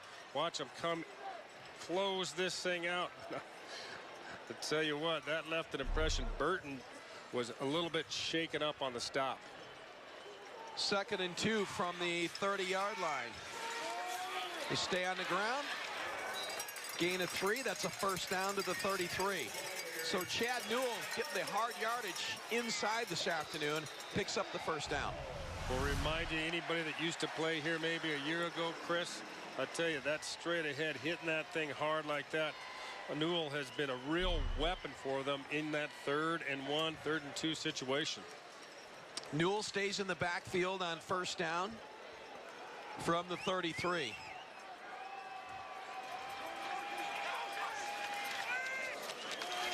Stay inside to Newell, who gets up to the 35, gain of 2, 2nd and 8. Yeah, when you need 2 or 3 yards in this offense, number 17 is going to get the football. Well, and that's normally a time where we'd see Robert Knight, who we haven't seen today, but Newell stepping into that role and doing a great job. But credit that offensive front. There's some confidence that they can get behind those horses and pick up that short yardage. Montana State, good numbers on the ground. Prukop rolling pocket, looks, now tucks it up, and short gain on the play. They're going to mark him out of bounds at the 38-yard line. Picks up 3, and a 3rd down for Montana State. Well, Montana State 6 of 8 so far this afternoon on 3rd down. This would be a big one here if they can keep this clock moving, as we're going to maybe get one play off, and maybe not even that before we end this 3rd quarter.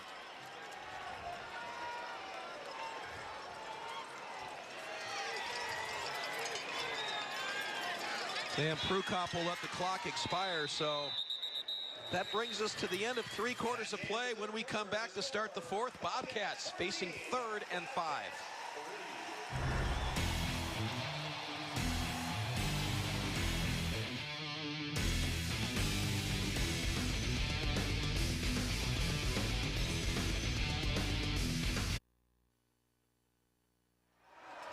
Third and 5 from the 38-yard line, opening play 4th quarter. In a 14-3 game, Montana State leads it as they try to go to 3-0 in the Big Sky Conference. Prukop, they set up the screen, they get it to Johnson. Johnson's got a first down and then some as he takes it up to the 46-yard line. Good play by Dakota Prukop. Patient, waited, got the screen set up, and it's a first down game. Well timed, and I think this is the first time we've seen the screen game from Montana State. But boy, a nice grab there by Sean Johnson. Good job by the O-line getting up, giving him enough of a seam to pick up the first down. Prukop, Greibel was wide open. Missed him. Well, you don't see him miss many open receivers, Chris. He has just been so money for Montana State. But here, you see Greibel makes a heck of an effort to try and bring that one in. A little more air under the football, and I think he's got the catch. Incomplete pass brings up 2nd and 10 from the 45.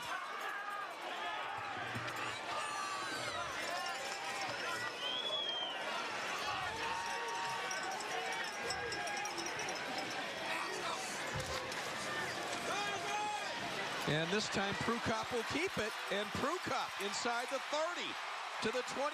Prukop still on his feet all the way down to the 16-yard line. Great run by Dakota Prukop and a first down for Montana State. That same option type play that we saw Johnson score on in the first half. But watch this time. He fakes the pitch, gets the corner to go out, and then, boy, a nice move as he makes this thing. The guy can rush the football, Chris. Yes, he can, and that's a big gainer. Well, we talked about the fact that he came in. He's number 4 in the Big Sky in rushing, and he's going to be up pretty close to, I think, 80 or maybe a little bit more than that already this afternoon. Here's Prukop rolling to his left, now throws back to the right to T. Saladoa. Then Saladoa, the big tight end, pushes the pile forward to the 10-yard line. We've seen that play before to the tight ends where they Dakota rolls to the left and then throws back to the tight end. Back, but I'll tell you what, keep your eye on number 80 because he is rolling. Once he gets off, he sneaks, he drops back in like he's in pass blocking, and then this is all him here. Maybe a little bit of a block in the back there by an unnamed Bobcat lineman, boy, but that is a load moving upfield when you get the ball to number 80. This time they give to Newell. Newell up inside the 10. And Chad Newell's got a first down to the 6-yard line. So the Cats now with a 1st and goal from the 6. Trying to put some distance between themselves and Weber State here early in the 4th quarter.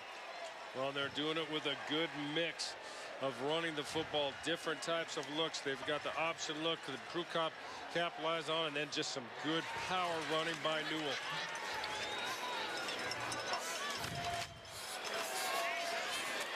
Newell with the carry. Gain of 1. 2nd and goal from the 5. Actually, they'll mark him at the 4. We're just inside the 5, so 2nd and goal from there. It's just a good defensive effort. Newell has to pop this one out to the outside. And good job from the inside player, ripping him down from the backside. That was Connor Myers. He's had a pretty good ball game. Came in today with 19 tackles, half a sack, but boy, he has been impressive on that defensive front. 2nd and goal. Brecky in the backfield. And Brecky got the touchdown. Late signal coming in, but Gunnar Brecky from 5 yards out extends the lead to 20-3. Well, here we'll look at it from the high end zone, but Gunnar Brecky does a nice job of hitting that seam. Emmett Tella that time throws him forward and actually throws him into the end zone. Touchdown, Montana State. I think they're feeling a little bit of excitement here, Chris, as we see that PAT. Boy, Daly, 2 missed field goals, and now the missed PAT. Very unusual for that young man. Lead is 17 with 12:16 to go in the 4th.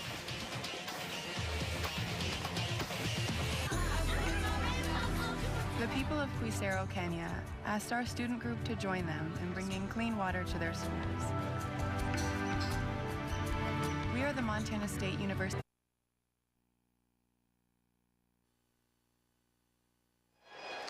Gunnar Brecky's 5-yard touchdown run upping the lead to 20-3 for Montana State here very early in the 4th. And Brecky gets hit right at the 5-yard line, the line of scrimmage. He just took Tella right into the end zone with him. Yes, he did. And I'll tell you, now you're starting to feel like you got a little bit of spread here in Chris when Weber State has been shut out since early in the scoring factor, and they got to get something on the board or this one's going to be over in a hurry. Weber State now, they need points and need them in a hurry. Well, they got their points clear back just at the beginning of the 2nd quarter on the 33-yard field goal, but it has been dry since. Still 12:16 to go here in the 4th as Billy Green brings the offense out. Billy Green having a respectable day so far. 19 of 29, 205 yeah, you know what? yards. They got a new quarterback in. They're going to go with Jadarian Clark in relief of Green. Sophomore out of Lakeland, Florida, 6'3", 215. So Jadarian Clark, the new quarterback, and he immediately lets one go. And this is caught by Denby at the 39-yard line. Well, Chris, what do you think they brought him in to do? Boy, that guy has got up. That was a hammer. That ball was thrown with a lot of smoke. Boy, he just stands back in there, and this ball is just flat delivered, and that ball was moving. There's a little bit more velocity than we saw in the first half. So you can see, I think that tells you very quickly Weber State's going to come in and try and throw the football. So Clark is 1 for 1, and it's a big one all the way to the 39 of Montana State.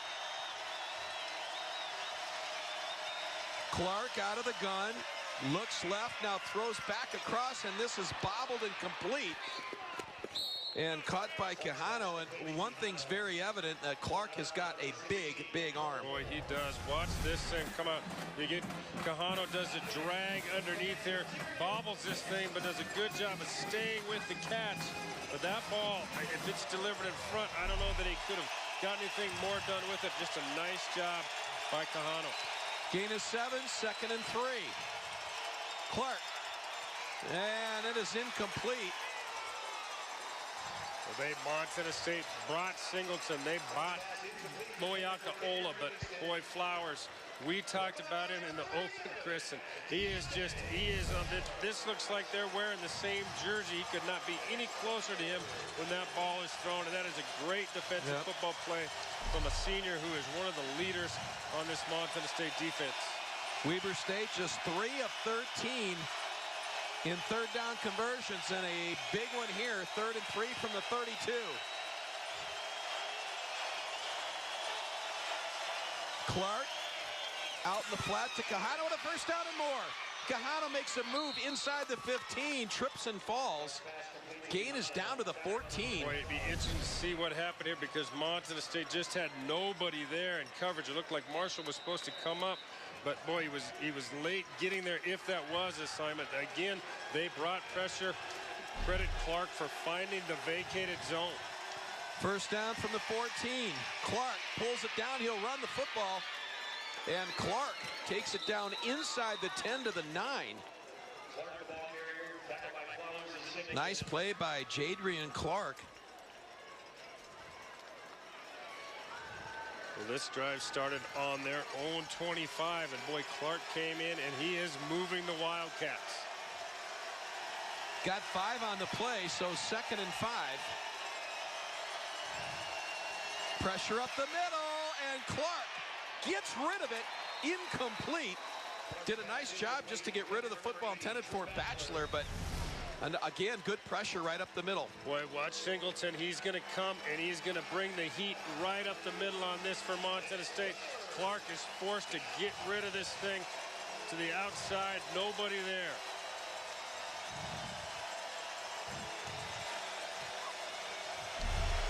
Incomplete pass brings up 3rd and 5. The football's on the 9.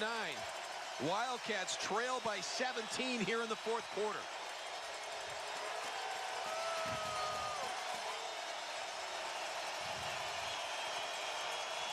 Here's Clark on a straight drop. Looks and fires, incomplete. Good coverage. No chance at all to make the completion. They were trying to get that one to Livingston. And now what do? Do you take the 3 now, or do you go for it? Looks like they're going to kick field goal. But who knows? They've sent their punting unit on several times today, Chris, that they didn't quite get the punt away either. So maybe they're going for something, but I think they're going to try and get still 10 and a half minutes to play in this football game. They've got to feel like if they get points on the board here, they're still in it. Makes it a 14-point game. Josh Kialamakia from 26 yards out. This little more than a chip shot, and it's good. So Kialamakia with the field goal cuts the lead to 14 for Montana State. They'll have the football when we come back.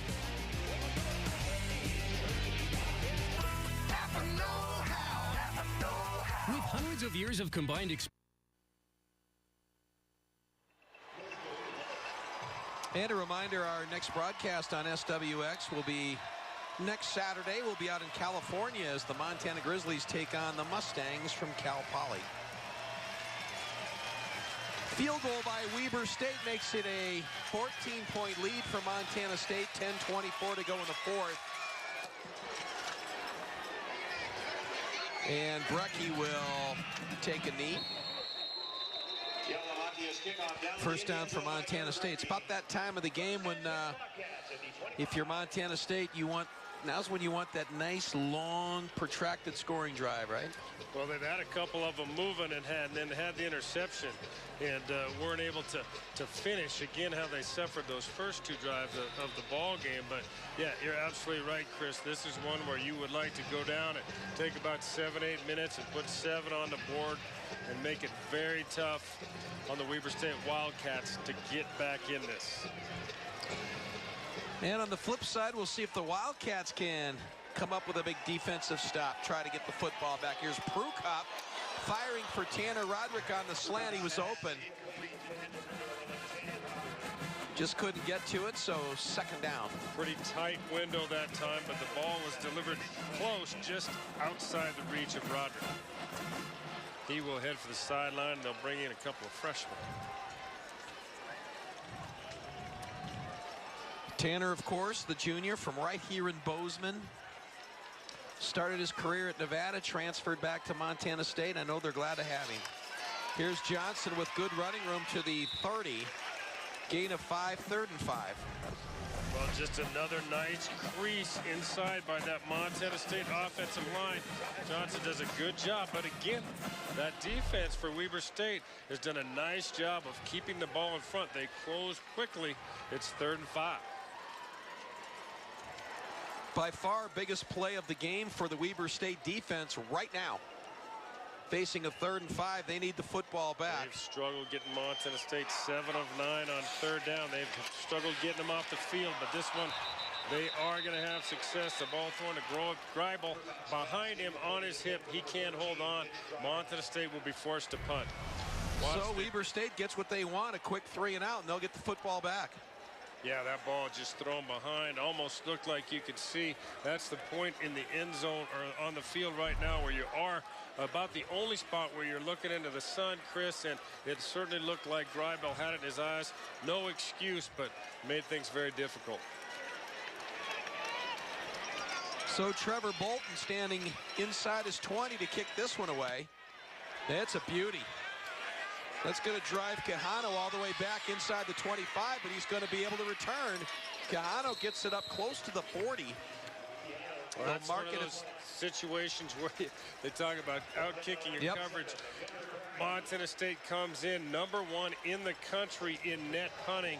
And boy, you can see who's been a big part of that. Trevor Bolton, 45.7 yard average, first in the FCS. Jadrian Clark returns at quarterback. He replaced, of course, Billy Green, the starting quarterback in the last series. Demonstrated he can throw the football and throw it well.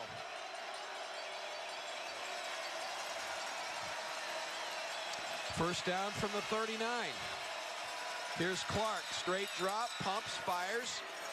And he's got a man inside Bobcat territory at the 41-yard line. Cam Livingston with the catch. Livingston matched up with Flowers, and Flowers bites on this pump fake. Livingston able to turn and then get upfield. Flowers gets some help from the safety over the top, Marshall. I can tell you this, Weber State's got some big receivers. When I mean big, I mean like physically big. Yeah, they have been impressive in their route running as well. Very disciplined. Gain is to the 41 of Montana State. First down. Bo Bolin in the backfield for Clark. Here's Clark. Fires. He's got a man wide open. Inside the 10-yard line, down to the 5. Darrell Denby with the catch.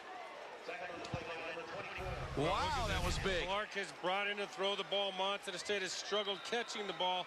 Boy, that thing is perfectly delivered right between the corner and the safety. And just like that, it is it is an impressive. That's their 2 quarterback? You got to be kidding me. That guy has got a gun. And now they've got a 3rd quarterback in the lineup. This is Chad Leckington, 230-pound freshman. And he operates now out of the gun. He'll keep it. Give him 2 on the play. 2nd and goal as he's just inside the 5. Well, he just tries. This is run all the way. Tries to pull this down over the left side. Montana State's got it pretty well stuffed. Takes it back to the middle and picks up a couple, but not much. Clark now comes back in along with Bolin.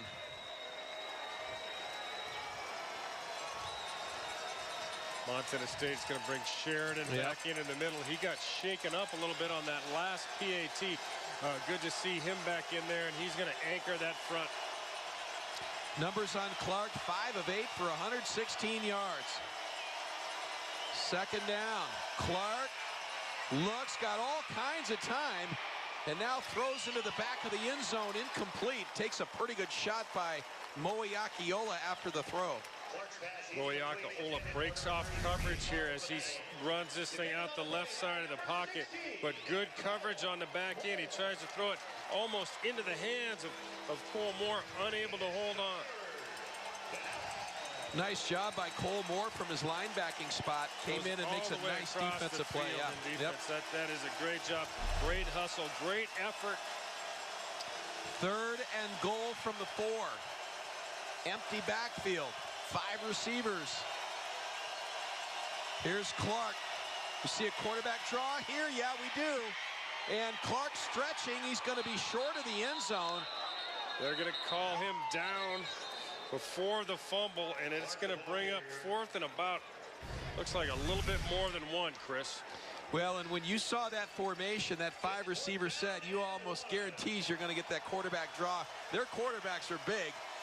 It's going to be 4th and goal from the 1, and obviously they got to go here, trailing by 14 with 7 minutes to go in the 4th quarter. Well, they leave Clark in there. They don't go with the 3rd quarterback that came out in that sort of wildcat set. They're going to bring in a fullback to get in front of Bolin. That's going to be the big boy, Carl Finite.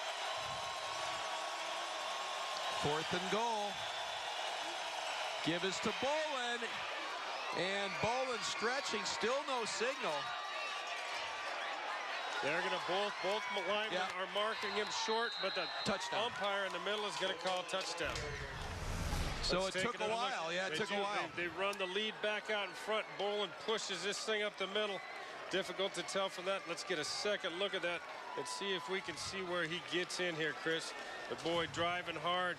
Looks like the crown of that football just crossed the plane. Keala McKee in for the extra point. It's a big one. This would pull the Wildcats to within 7, and they got it. So 6:38 to go here in the 4th quarter. 10 unanswered points by Weber State. And all of a sudden, we got a game, 20-13 in Bozeman.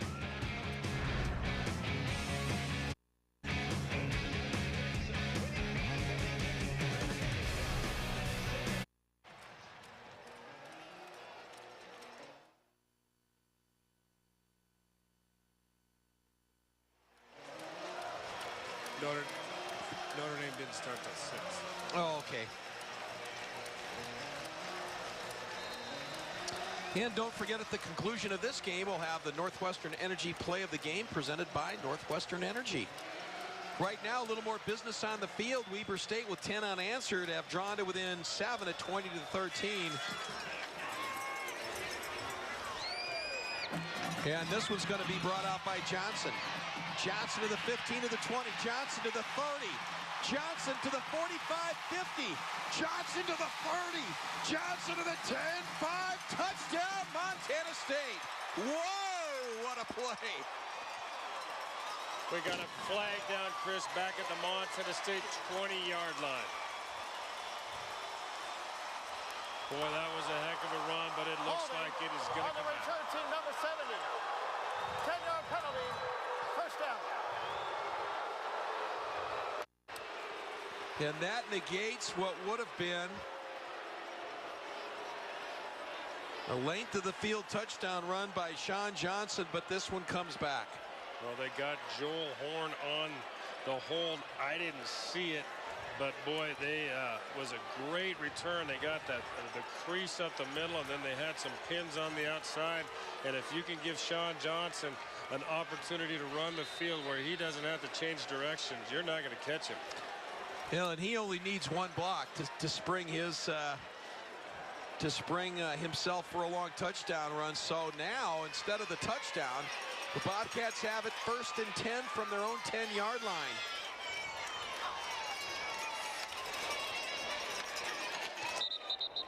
Gain of 4 on the play as Newell takes it up to the 14, 2nd and 6. Trying to get a little breathing room down there. They brought Roderick in motion around the top of this thing. They just straight give up to Newell. He fights for those hard yards as he has all day. It's going to be 2nd and 6 for Montana State at their own 14. And again, this Weber State defense being asked to get another big stand here and try to get the football back. Bobcats will stay on the ground. Gain of 2 on the play. And again, another big 3rd down coming up as Brecky takes it up to the 17-yard line. They need the 20. Well, Brecky was going to get a few of it, but boy, again, Emmett Talley for Weber State has been a monster in the middle of that Wildcat defense.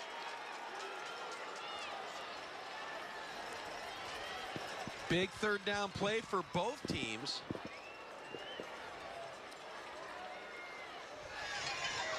Bobcats are going to get it as Chad Newell takes it all the way out to the 25-yard line. Well, I don't know how many times that's happened today, Chris. At least 3 that I can recall, maybe 4, maybe even 5, where they have given it to Newell on 3rd and short, and he has delivered. But again, look at the hole. Yeah. I mean, those big guys up front are doing a fabulous job. Montana State is up and over 270 yards rushing in this contest, and we've still got 5 minutes to play.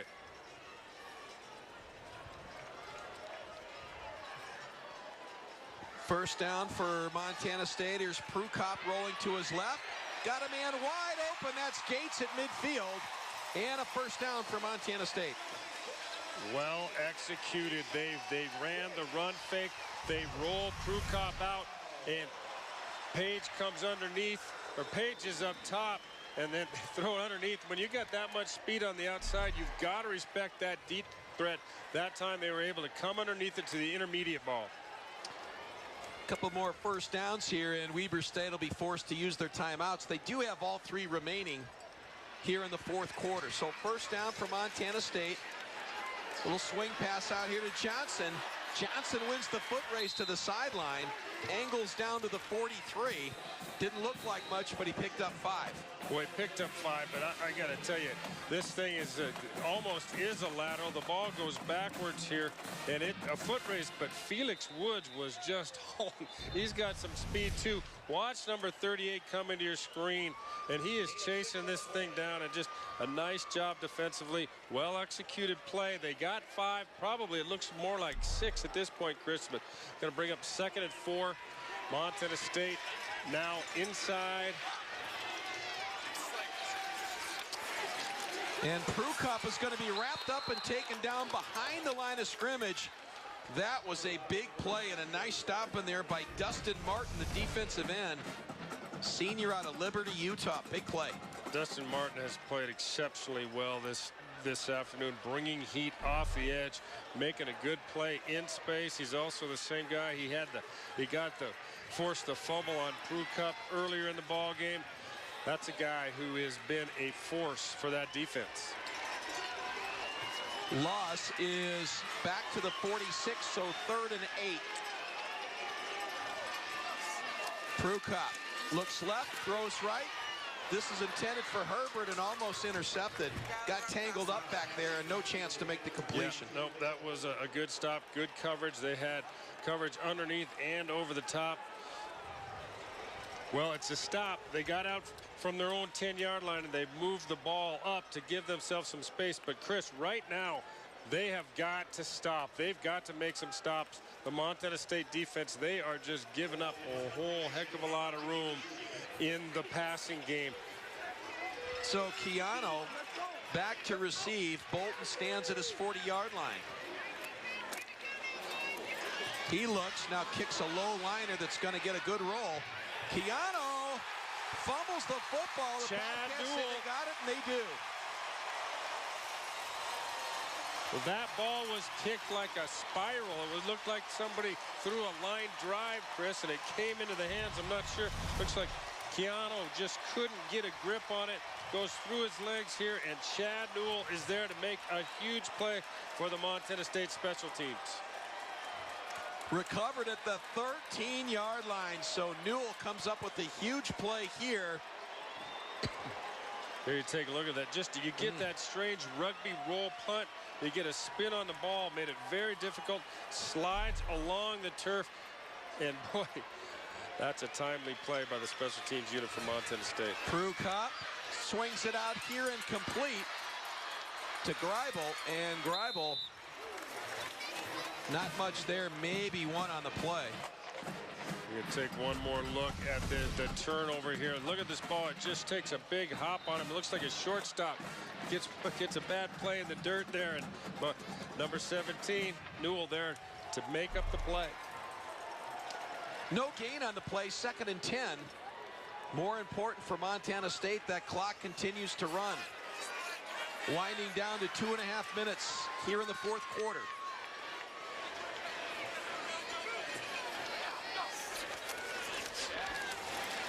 This time, good straight-ahead running down to the 10. And now Weber State will use the first of their 3 timeouts. Weber State. Brecky on the carry. Picked up 3 on the play. So 3rd and 7 for Montana State with 2:21 to go in the 4th. Well, that play is so typical of just what we've seen here. Is that Montana State's O-line has been able to open up a good solid seam, but Weber State's linebacking core has just done a phenomenal job of closing things down quickly. They're giving up some yardage, but they aren't giving up the home runs. Well, if you're Montana State, I mean, 3 points even looks good at this point. You don't get the first down, kick the field goal. Now, keep in mind, Dalius missed twice today. He's 0 for 2 in field goals. And it looks like they are going to come in with what you would normally anticipate to be a running package here. They got Newell and Brecky in the backfield with Prukop. Now they'll shift Brecky out. Prukop rolls left, ducks it up inside. He's going to be short of the first down. Well, they were trying to run that option play that time, but Weber State, second charge timeout of the half. Weber State did a nice job of forcing him to eat that ball and turn it inside. Well, and I think also the other thinking there was, let's just get the ball in the middle of the field and give Daly a good look. So certainly Prukop did his job. He's got the ball spot on in the middle there, and this will be a short chip shot for Daly. Ball's on the 8-yard line, so it's going to amount to about a 25-yard field goal. Again, 0 for 2 today. Yeah, came into this contest 9 for 12, so and is one of the leaders in the Big Sky. So even though he has struggled so far, still have to have a lot of confidence in that young man to help you put a little ice on this one. Greibel will hold, spotted the ball in the 15, 25-yard field goal. Ball down, kick on the way, and it's good. So Daly punches it through. Big field goal, upping the lead to 10 at 23-13 with 2:11 to go here in the 4th.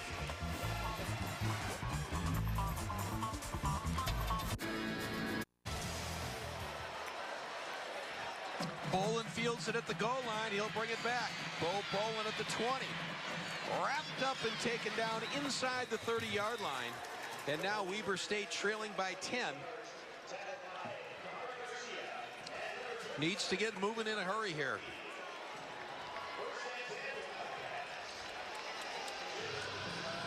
Jadrian Clark stays in at quarterback. Boy, that one looked like it could have been blocked, but great effort getting upfield. And obviously the big boy for Weber State felt like he's had a shot at her too.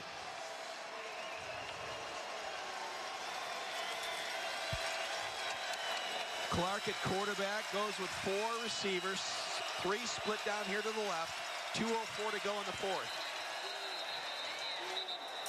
I think that's going to be motion movement on that offensive front again. Offense number 75.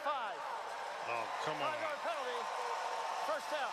You know, even if it was 75 again, Chris, if you've got any respect for this young man, you're going to call a different number. I don't know, 76, 78. This guy's been abused. That's the 4th time today that they've given. He's not too happy, and he won't move it all on this play, I guarantee you. He'll blow right by him. 1st and 15 from the 24. Clark, Denby, first down.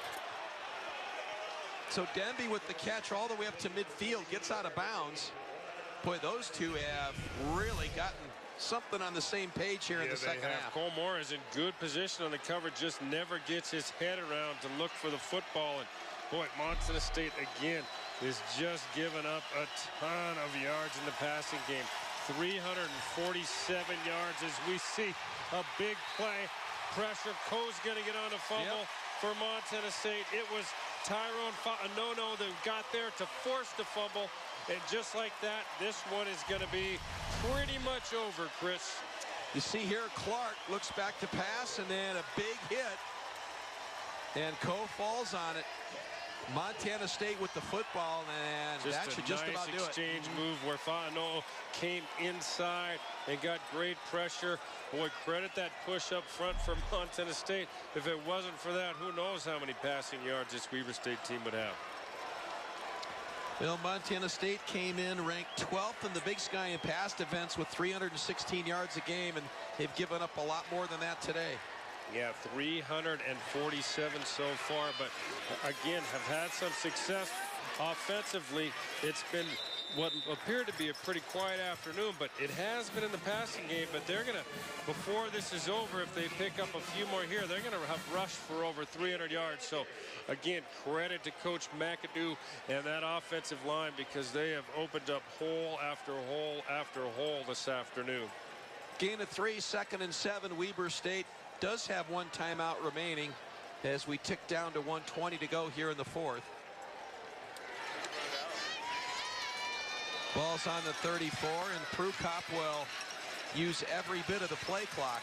Down to 5 seconds now. And Newell takes it down inside the 25 to the 24. That's a first down. Mitch Newell having a big afternoon for the Montana State Bobcats. Rushing the football, picking up the hard yards. He's shaking his head like he can hear me. Yeah, I'm getting her done today. But boy, a bunch of guys having a great job running the ball. But again, credit those big boys up front. They're going to go into the victory formation now and put an end to this one. But boy, they were a bunch of beasts up front for Montana State. 306 yards of rushing. Hard-fought win for Montana State here in Bozeman. But at the end of the day, they will go to 3-0 in the Big Sky Conference as they will win over Weber State. And here is the play of the game. The fumble recovery by Chad Newell. And that led to the field goal that put the Bobcats up by 10, and that's what sealed it. So 23-13, our final score here in Bozeman.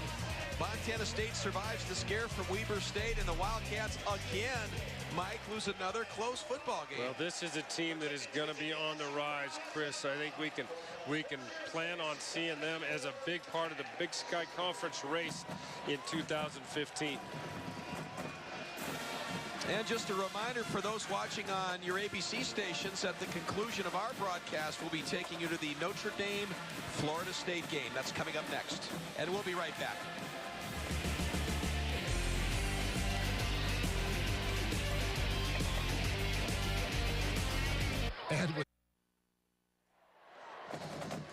Welcome back to Bobcat Stadium, where Montana State has improved to 3-0 in the Big Sky Conference, 6-2 overall, with a 23-13 win over the Wildcats of Weber State. And it's a great way to go into a bye week, Mike, when you can get a win like this. You're on a roll. You've got the 2 road wins in California.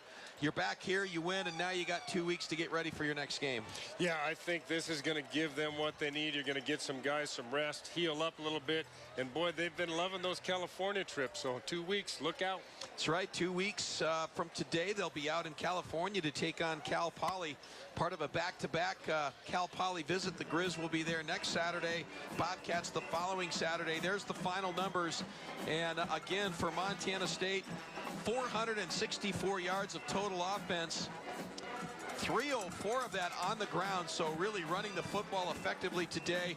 Weber State got to that Montana State defense through the passing game with 347 yards, but only 29 yards rushing.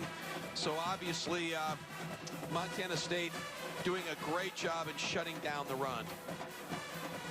All right, so Montana State gets a big win today, and let's go down on the field and join Rob Jesselson standing by with head coach Rob Ash. Coach, Weber State, a team that has not won a game this season, but they're a tough ball club. How pleased are you with the outcome of today's game? Hey, all wins are good now. But first and foremost, I'll never complain about a victory. And we knew Weber State was going to be tough. They played a tough schedule. They played North Dakota State tough. You know, all the teams in the league. I knew this was going to be a game. And we, you know, we had some miscues, but we still came out with a win. And it was great to see our defense come back and play like this. They only give up 13 points. What kind of clicked today that maybe wasn't working in weeks past? You know, I just think our defensive line to match up against their offensive line, we were able to get some mismatches there. We were able to make some plays with the D-line. It was great to see Odenko and Sheridan and all those guys, making the plays like we've seen in our defensive line in the past. They're back. It was really exciting. And then real quick, how nice is it to go into a bye week off a win, off of 3 straight wins? This is fantastic. We're right in perfect position, 4-0 in a conference here with a bye week. We need some guys to get healthy and rested up, and we've got 2 weeks to prepare for a very good Cal Poly team. So we're in absolutely perfect position. Congratulations, Coach. Good job today. Thank you very much. Mike and Chris, back to you. All right, thank you, Rob. So as we talked about, Coach Ash is very pleased to get this win going into the bye week, and for Montana State now 4-0 in the Big Sky Conference. Back in action in 2 weeks out in California against Cal Poly. So for Mike Callahan and all the crew, I'm Chris Byers saying so long from Bozeman. We'll see you in California next week.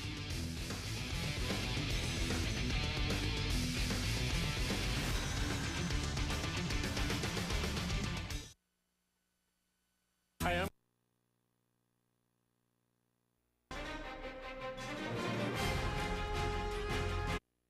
Bobcat Sports Report alongside Rob Jesselson. I'm Jay Sanderson. Montana State does it again. They win at home 23-13. The number 9 Bobcats are now 6-2 overall. They've won 4 straight, all of them in the Big Sky. It was the Cap on Cancer game, everybody wearing pink for this week's game. And Rob, it was a defensive performance that won this one for Montana State. What can you say about the defense? After taking some heat after the last 2 weeks, they come back today. They play a very good Weber State team, although they have not won a game. A good offense, a solid coach team, and they come out and they just stop and create huge turnovers. And it was highlights from start to finish. Let's take a look.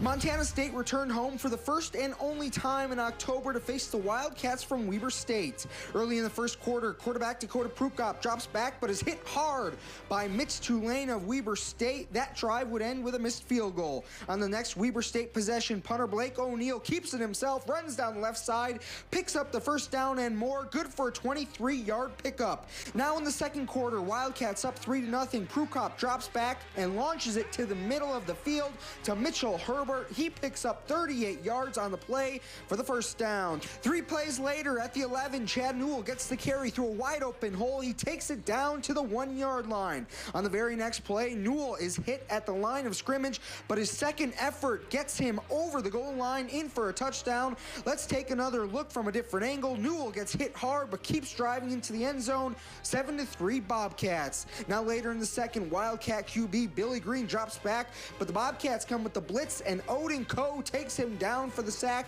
the first of many for Oden. End of the half now. Prukop out of the gun, drops back, looks to throw but has the ball stripped, and Dustin Martin recovers it for Weber State. They come up with a big turnover. In the final minute, Weber State driving. Green looks right then left, tries to get away from Odenko, but he won't allow it. The Bobcats come up with a big stop and lead 7-3 at the break. To the third, first drive, Prukop runs right but pitches it back to Sean Johnson. Johnson has all sorts of running room down the right side. He cuts it back towards the middle of the field. 63 yards later, he gets into the end zone. Montana State leads 14-3. Next, Weber State drive back in punt formation. This time O'Neill throws it to a wide open McKay Murphy. Second faint punt of the day, goes for another first down. Weber back on offense, ball at the 26. Green under pressure and he's picked off by Alex Singleton. He takes it back 7 yards before being taken down. Bobcats football. Now in the fourth, Prukop runs to his right, fakes the pitch to Johnson. He keeps it himself, breaks a ton of tackles, still on his feet. He takes it down inside the 20. That would set up this. Prukop hands it to Gunnar Brecky. Brecky hit at the 4 but keeps driving and falls forward into the end zone. Touchdown Bobcats. They lead 20-3. After a Weber State field goal, the Wildcats would get the ball back here on 4th and goal. Bo Bolin somehow gets it over the goal line. Wildcats back in it, 20-13. Ensuing Bobcat drive, Prukop gets the snap and immediately is wrapped up behind the line of scrimmage. Bobcats are forced to punt.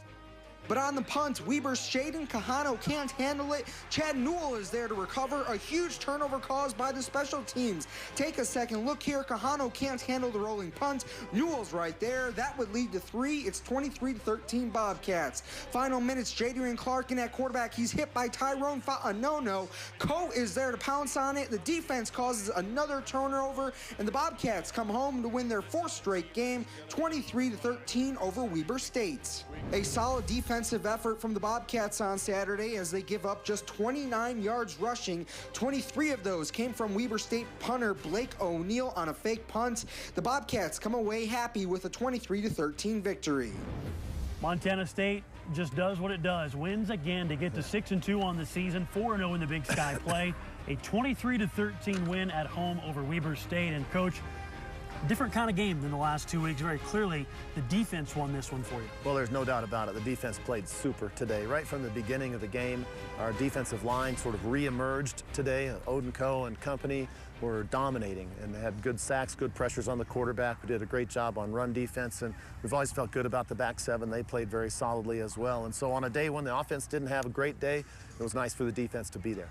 Why was the front four able to get such good pressure? Because a lot of the times they got in the backfield, it was just with a 4-man rush. That's right. Well, I think our guys have been athletic. I think we've played against a couple of teams that have had some good offensive linemen, some good tackles. A couple of guys we've played against might be playing in the NFL after they finished from the Big Sky. So we've had good, high-quality opposition, and I think the matchup was a little better for our guys today, but they're very motivated as a group, and they wanted to come out. They've been wanting to come out and make a statement, and today they had a lot of energy, and they did just that.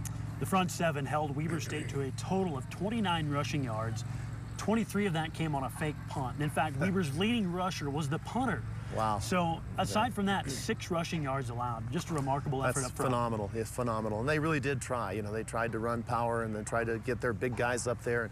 Coach Marshall did a very good job of matching up their personnel. You know, when they had 2 tight ends in the game, you know, we would put big people on the field. We put our goal line people in. At one point, we took out a corner and a safety and put in a linebacker and a defensive lineman for goal line. So it was all a matter of matchups and then guys just getting off blocks and making plays. It was dominating. You guys run a lot or have a lot of big explosive plays, especially in the passing game, but a lot of that is set up by the run. Today, 306 yards rushing the football. Those guys were remarkable. Yeah, our running game was really good today, but you know, a lot of it depends on how teams choose to play us. If you watched, you know, their number 7, their free safety was about 25 yards back there, and the corners were bailing a lot of times and playing very soft, and actually that caused an interception one time when Dakota figured that they would be up close, and then they were bailing off deep. So when you have a defense that's going to play you that way and play soft in the contour in the back, then you need to be able to run the football, and we were able to do that. One of the things Tim Cramsey does every week, he calls it the flavor of the week, the different formations that he throws in there, and every once in a while he'll mix in a different play.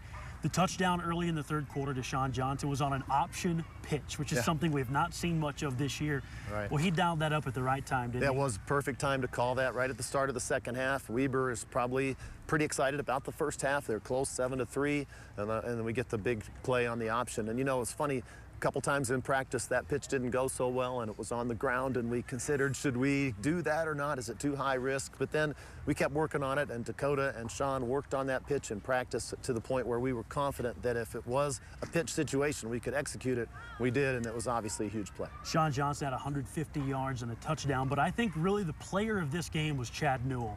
He had 5.7 yards per carry on his 12 rushes, and he had a huge fumble recovery at the end of the game. Yeah, well, Chad plays all the time on our special teams, and then he also had to play as our short yardage running back in this game. So, you know, he had an expanded role, and I thought he did a tremendous job. His goal line touchdown run was pretty special. He got hit at the 1-yard line and used his strength to get in and make a play. He's just a football player. Well, it was a great win for Montana State. The Bobcats now 6-2 overall. More importantly, 4-0 and tied atop the Big Sky Conference, heading into a very, very well-timed bye week. And we will talk about that with Coach Ash when we come up in a bit.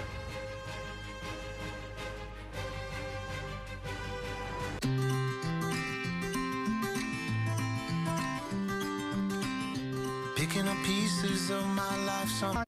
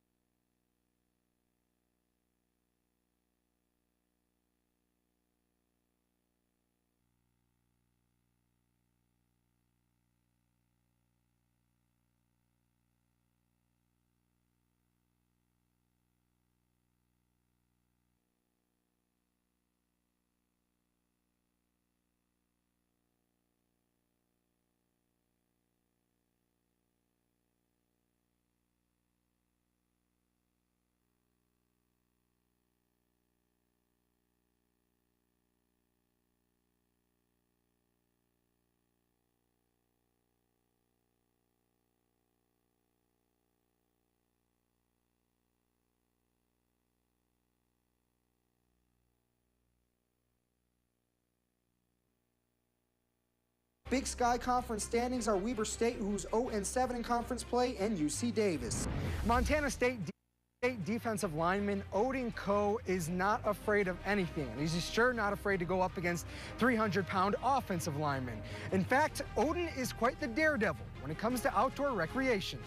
Along with being a football player, junior defensive lineman Odin Coe is quite the outdoorsman. You name it. I love surfing. I grew up in Southern California and surf all the time with my dad, mountain biking in the summers, and I ski a lot in the winters. But Odin's outdoor activities don't stop there. He wanted to live a little bit more on the edge, literally. So he decided to take up speed flying. We fly on this like an 18-meter wing. And basically you're strapped into a harness, you got tabs under your thumbs, you pull it up, it elevates the wing over your head, and it creates lift just as you're standing there. So it's not like you have to jump out and pull a chute like base jump or anything, it's not like that. And then as you run down the hill, it keeps gaining lift, and as you pull down on the tabs, it'll lift you up, or you can run off a cliff or structure, and then it'll give you lift automatically with speed. One of the reasons Odin came to Montana State was for the recreational activities, like speed flying, and he was able to do it right in the middle of Bozeman. You can do it from the M, you can do it from the mountains. There's like a practice hill over here. We do it up in these hills back in here, and I mean, we used to do it up there. Coe says trying speed flying was something he always wanted to do. I've always loved outdoor activities and like taking it up to the next level, and that was just kind of the next progression for me as far as recreation, I guess. Odin will now look for his next outdoor activity that pushes everything to the limit. And he says when football is over, he might even try heli skiing. I wouldn't say I'm an adrenaline junkie, but I don't know. I like pushing the limits, and I got a little saying, if you're not living on the edge, you're taking up too much space. You know, I just like pushing the boundary a little bit and just living life. Now, Odin and the team want to make sure that everybody knows that he no longer does the speed flying, at least when he's on the football team. Coming up on the Bobcat Sports Report, we'll talk more with Coach Ash. Schedule there for this week's games in the Big Sky. Montana State not on that list because the Bobcats will have the bye week. We will continue with head coach Rob Ash. And coach, 8 games, then a bye week, and then potentially the playoffs. This bye week could not have come at a much better time. I think it's absolutely perfect, Jay. We're actually right at the midpoint of the Big Sky season. We're 4-0 with 4 games left. The guys have played 8 straight weeks, and we've been on the road a couple times, and so they're very worn down. This will give them a chance to sleep in a couple mornings without the morning meetings, and we'll back off a little bit on the tempo and practice, and we'll get our re-energized and get a couple of guys feeling a little better, and it's a perfect time. How do you structure your practices during the bye week? What we're going to do is just kind of business as usual to a certain extent. We're going to give them Sunday. They have all the meetings. They don't have all the meetings, so we'll give them a little mental day off, and then we'll still practice Tuesday, Wednesday, and Thursday this week, and then we'll give them Friday and Saturday off. And that's a time for some of the Montana guys. They can go home, they can go watch their high school play game, and take a Saturday and just be a normal fan. And then we'll come back the next week on Sunday, and we'll just go through a normal game week. So the real time off they have is this coming Friday and Saturday. The injury report from game to game has not been particularly long, but there have been a lot of different names appear on that. How critical is this extra week to get all these guys healthy? Yeah, we need to get a few guys back. Unfortunately, several of our guys that are on that list are done for the season. Guys like Wyatt Christensen and David Dash and Brian Flopketter and Manny Caulfield. You can't forget about those guys. That's tragic that they're gone for the entire year. We are hoping to get Mike Foster back. I think he's probably the key player that I would love to get back, because he had a head injury, but he's clearing, and his legs are fine, his body's fine, and we need him on special teams and in linebacking. And the other guys I think mostly have played. It's just a matter now of just feeling fresher and getting some of those bumps and bruises taken care of. What's the bye week schedule like for the coaching staff? It's the very same early in the week as a normal week. So we're going to work hard on Sunday and Monday on the Cal Poly game plan and try to get it pretty well put together as if we were playing them this coming Saturday, although we're not, obviously. But then that'll allow us to practice Tuesday, Wednesday, Thursday of this week on the game plan that we foresee using. Then we'll take a couple days off we'll have Friday and Saturday off also, which will be nice.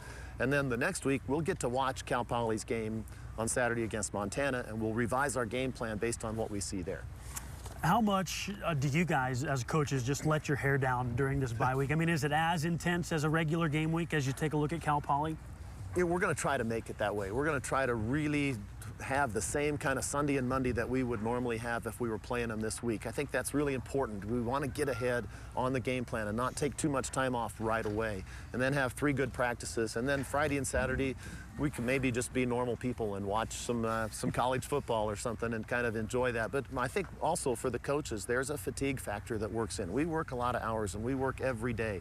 And so to be able to have a morning or two to sleep a little extra, get an extra workout in or whatever. I know I also schedule my doctor's appointment and this and that and getting the car fixed and try to do a few of those things too during the bye week. Cal Poly kind of runs a unique offense, the triple option, something you almost never see anymore in college football. How nice is it to have that extra time to get the guys prepared this week for that? I think it's really important because it's a totally different preparation. It's the traditional dive, they've got the double slots, they run these guys in motion and they'll stop and change the play, and they're very good. I mean, they run the football really, really well with that option attack. We're going to have to be very sound, and the extra time will really help us. 8 games down and 4 to go for Montana State as they hit the bye week. They'll play in 2 weeks on the road against Cal Poly. We'll wrap up the program for you next.